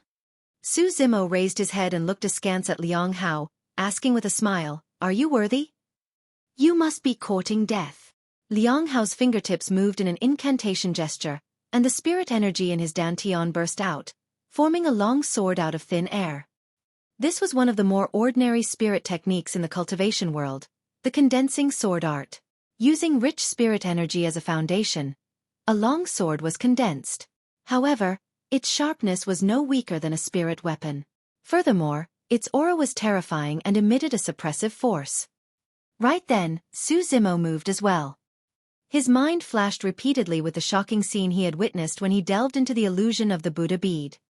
Subconsciously, Su Zimo's middle finger and thumb pressed together to form a weird hand seal. The secret skill hidden in the Buddha bead, Fiend Suppression seal. At that moment, the spirit energy in his dantian circulated crazily and continuously surged into the newly formed hand seal. The speed was too fast. The Fiend Suppression seal was like a bottomless pit, absorbing the spirit energy in Su Zimo's dantian constantly like a whale swallowing a cow. Su Zimo had a feeling that if he did not make a move, the Fiend Suppression seal could even absorb his spirit energy entirely without a single drop left. The more powerful the spirit art, the greater the consumption of spirit energy. Right now, Su Zimo was at mid-stage foundation establishment. Due to the presence of the Bloodbone Palm, the quality of his spirit energy could even match that of a late-stage foundation establishment cultivator. If the Fiend Suppression seal could absorb all the spirit energy of a late-stage foundation establishment cultivator, how terrifying was that spirit art? Su Zimo did not dare to wait any longer and attacked directly. Boom! There was a deafening sound. Under everyone's watchful eyes, a giant golden palm descended from the sky. Smashing through the heavens, it suppressed all airflow and crushed towards Liang Hao and the others in a repressive manner. At that moment, even those who were not involved felt a sense of trepidation. Pest! Xueqi gasped as his heart trembled. Even though the strike was not aimed at him, he could still feel a suffocating pressure. Demonis G watched with an open mouth and widened eyes in disbelief. As the pure maiden of the fiend sex, she naturally had a sharp eye. The power of this spirit art before her was far beyond her imagination. Ethereal peak aside, even the fiend sex that had survived through the ancient times did not have many spirit arts of this level. Liang Hao and Lu Hongyi, who were situated beneath the Fiend Suppression seal, were horrified. They looked up with widened bloodshot eyes and shuddered in fear. Both of them could see clearly. The patterns on the golden palm were clearly visible, as though they were corporeal. It was as if the divine god's palm carried with it a supreme might as it came crushing down, seeking to destroy all living things. "Everyone help me!" The Fiend Suppression seal descended extremely quickly and encompassed a large area. Liang Hao did not have time to dodge and could only roar loudly. Beside him, Lu Hongyi was also the first to bear the brunt. At that moment, the two of them had an illusion. They did not seem to be facing a mid-stage foundation establishment cultivator. Instead, it was a perfected foundation establishment cultivator who had unlocked multiple meridians. Liang Hao did not even have time to stab at Su Zimo using the spirit sword he had just conjured. He could only use all his strength to stab at the golden palm above him. Kill! On the other side, Lu Hongyi also burst out with a spirit art. A huge mirror covered the both of their heads, glistening with a watery surface as though it could withstand all power. Even though the remaining 10 iridescent clouds palace cultivators were not enveloped by the golden hand seal, they hurriedly rendered their assistance seeing their 2 senior brothers in need. Instantly, flying swords with cold auras intertwined with one another as spirit arts were released. There was only one goal: the descending golden hand seal. Snap! Liang Hao's spirit sword was the first to snap. Against the golden hand seal, it was like a mere chicken that could not withstand a single blow. Bang! Bang! Bang! Clang! Clang! Clang! The flying swords and spirit arts of the iridescent clouds palace cultivators struck the golden hand seal and it trembled, dimming its golden light considerably. Even so, the golden hand seal continued to crush down. It made contact with the spirit mirror Lu Hongyi conjured. Piak! The ripples on the surface of the spirit realm instantly coagulated as they shattered, dissipating their spirit energy. Liang Hao and Lu Hongyi panicked. They quickly took out a protective talisman from their storage bags and crushed it. A light dome appeared around them. Crack! Crack! Crack! In the blink of an eye, cracks appeared on the surface of the light dome and spread rapidly. Bang! The protection talismans had failed. Liang Hao and Lu Hongyi could not endure the burden and spat out a mouthful of blood as though they were struck by lightning. Their faces were pale and dispirited. Right after, their legs buckled and they fell to their knees with a plop. The impact nearly shattered their knees, causing their faces to squeeze together in pain. The golden hand seal dissipated as well after receiving that much of an impact. It was completely silent within the chamber. No one had expected this. Demoness Ji knew that Su Zimo was terrifying in his melee combat ability. However, she had not expected that he would be able to unleash such domineering powers in terms of cultivation techniques as well. The 2 late-stage Foundation establishment cultivators were seriously injured and lost their combat power. The remaining 10 iridescent clouds palace cultivators were not enveloped by the Fiend Suppression seal after all. Since they only attacked by the side, they were not injured. Even so, they had expended quite a bit of spirit energy as they looked at Su Zimo with frightful eyes.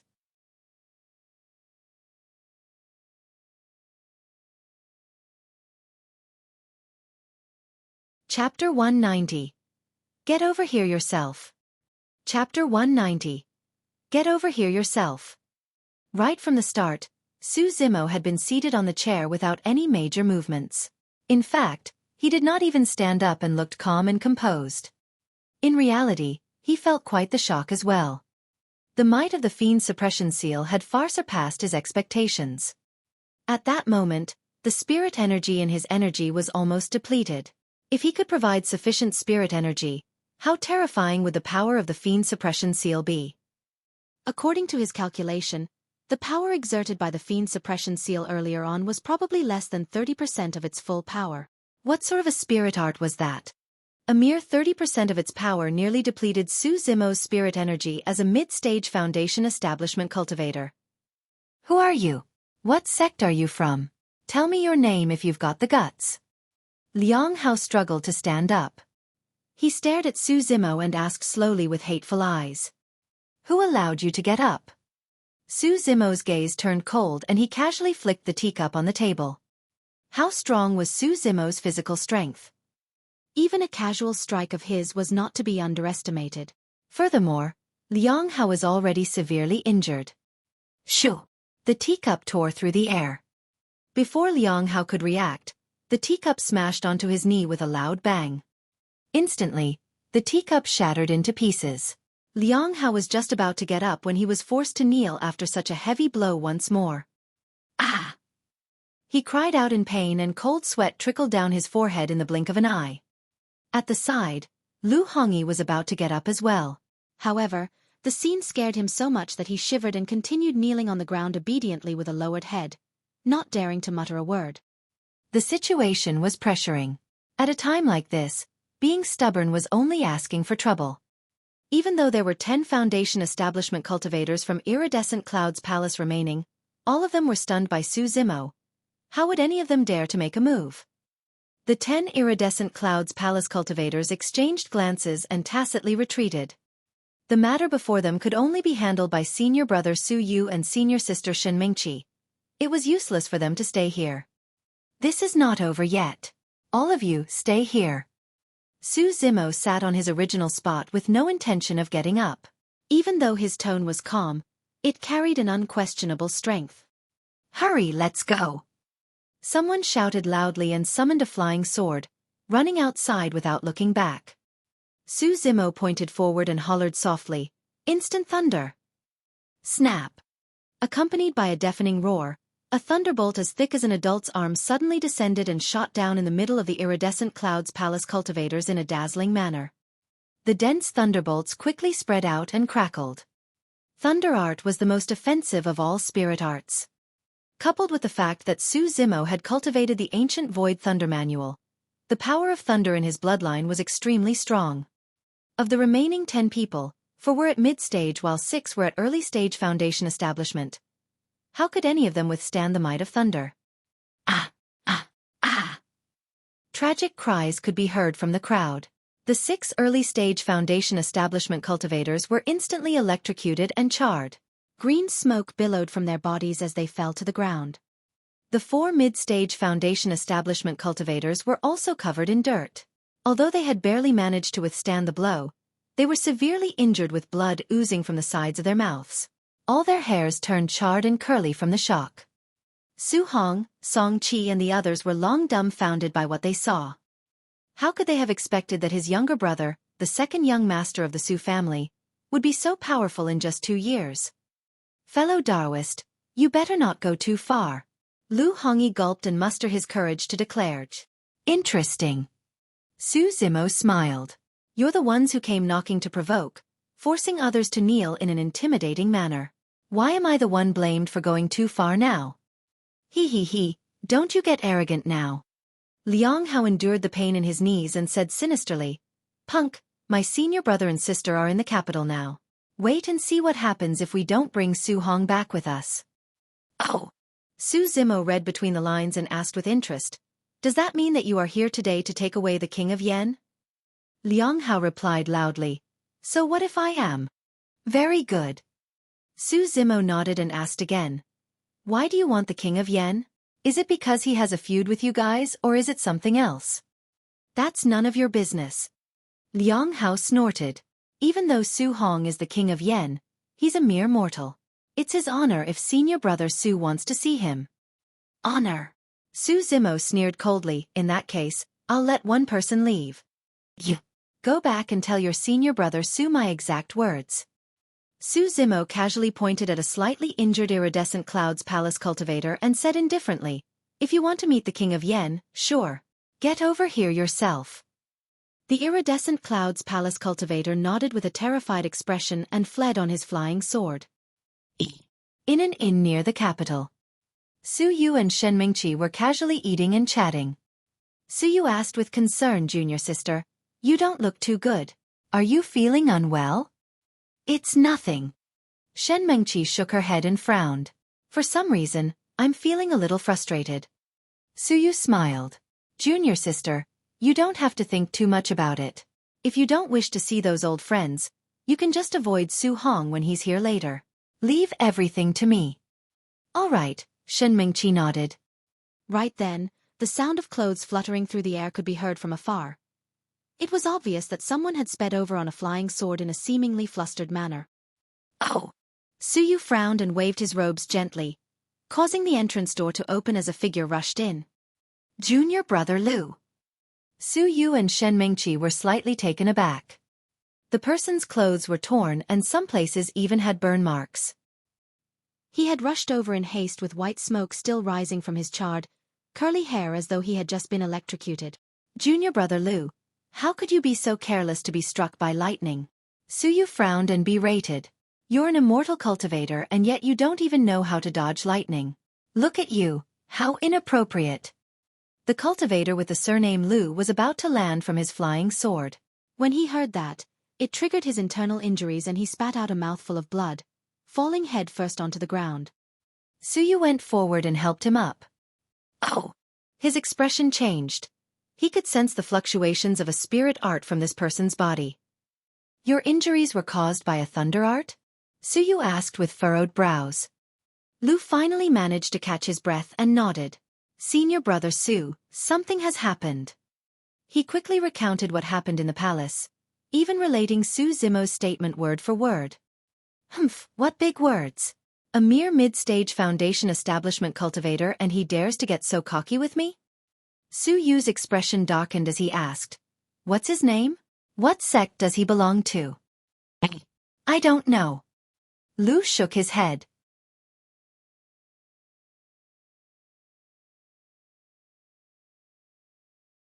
Chapter 191, Old Flame. Chapter 191, Old Flame. Lu frowned as he recalled, that person wears a green robe and he looks refined and elegant, like a cultured scholar. Pausing for a moment, Lu grumbled indignantly, "But it's all a lie. Who would have thought that the frail scholar would be this powerful? He was so terrifying when he attacked."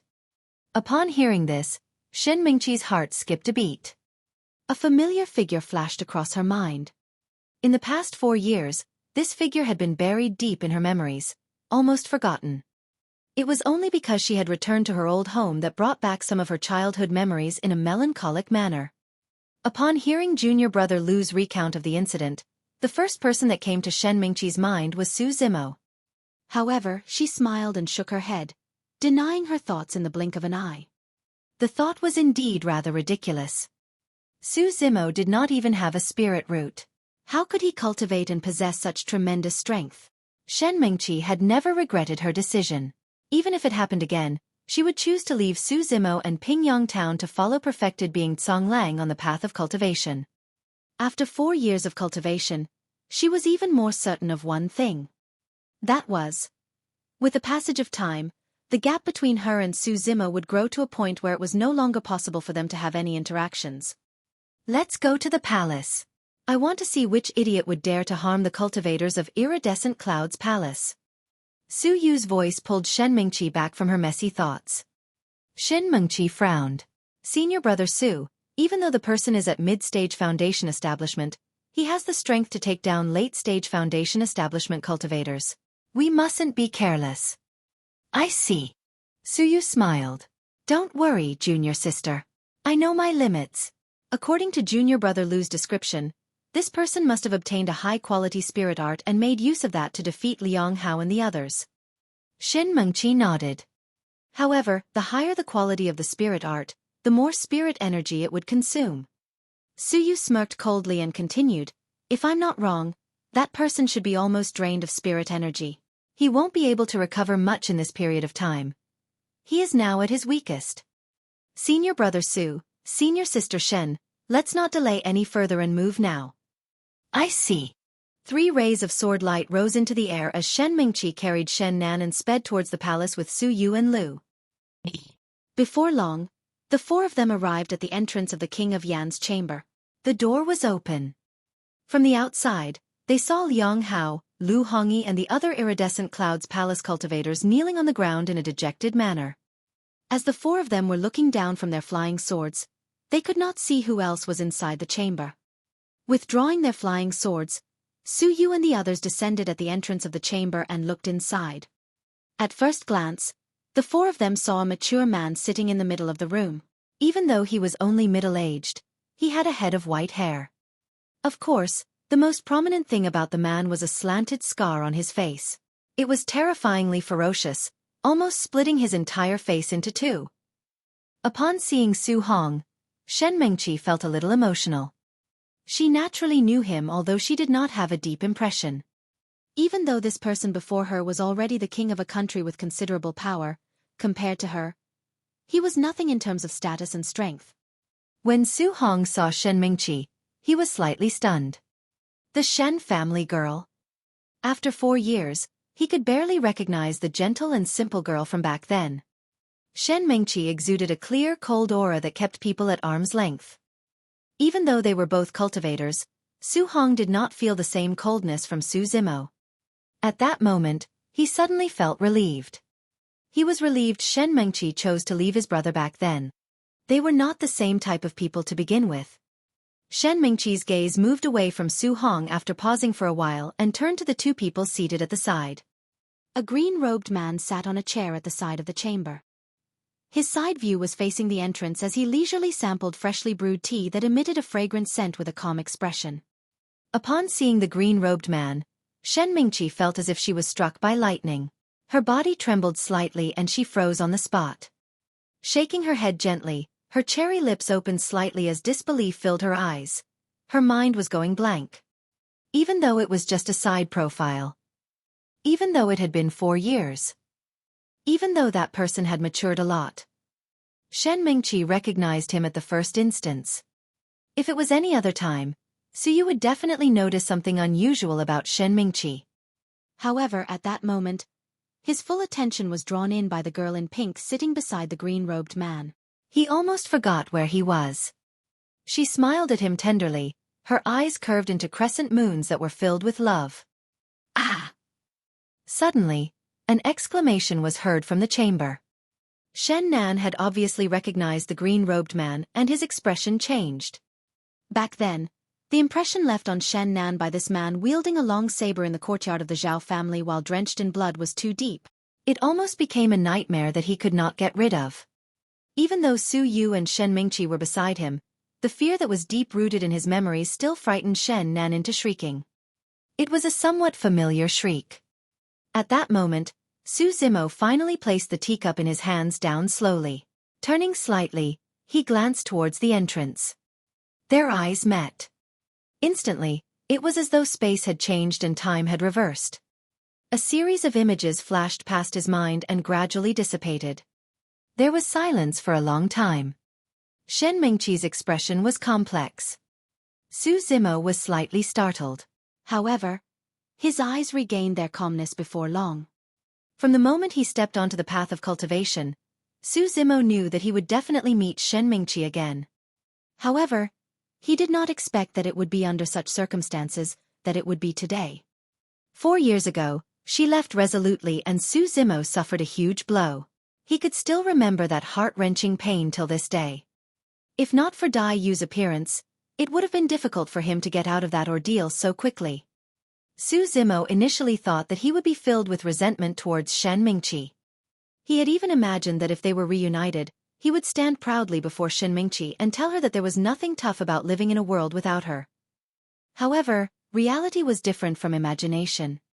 Now that he met Shen Mingqi once more, Su Zimo was extremely calm. In fact, he seemed relaxed. Unknowingly, Shen Mingqi had turned into a passerby of his life and was just an ordinary old acquaintance.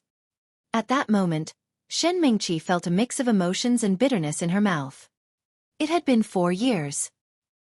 He did not seem to have changed much. He was still dressed in green and exuded a scholarly air. However, Shen Mingqi had just used her spirit-peering art and could naturally tell that Su Zimo was now a cultivator. Furthermore, he was a mid-stage foundation establishment cultivator. How could that be?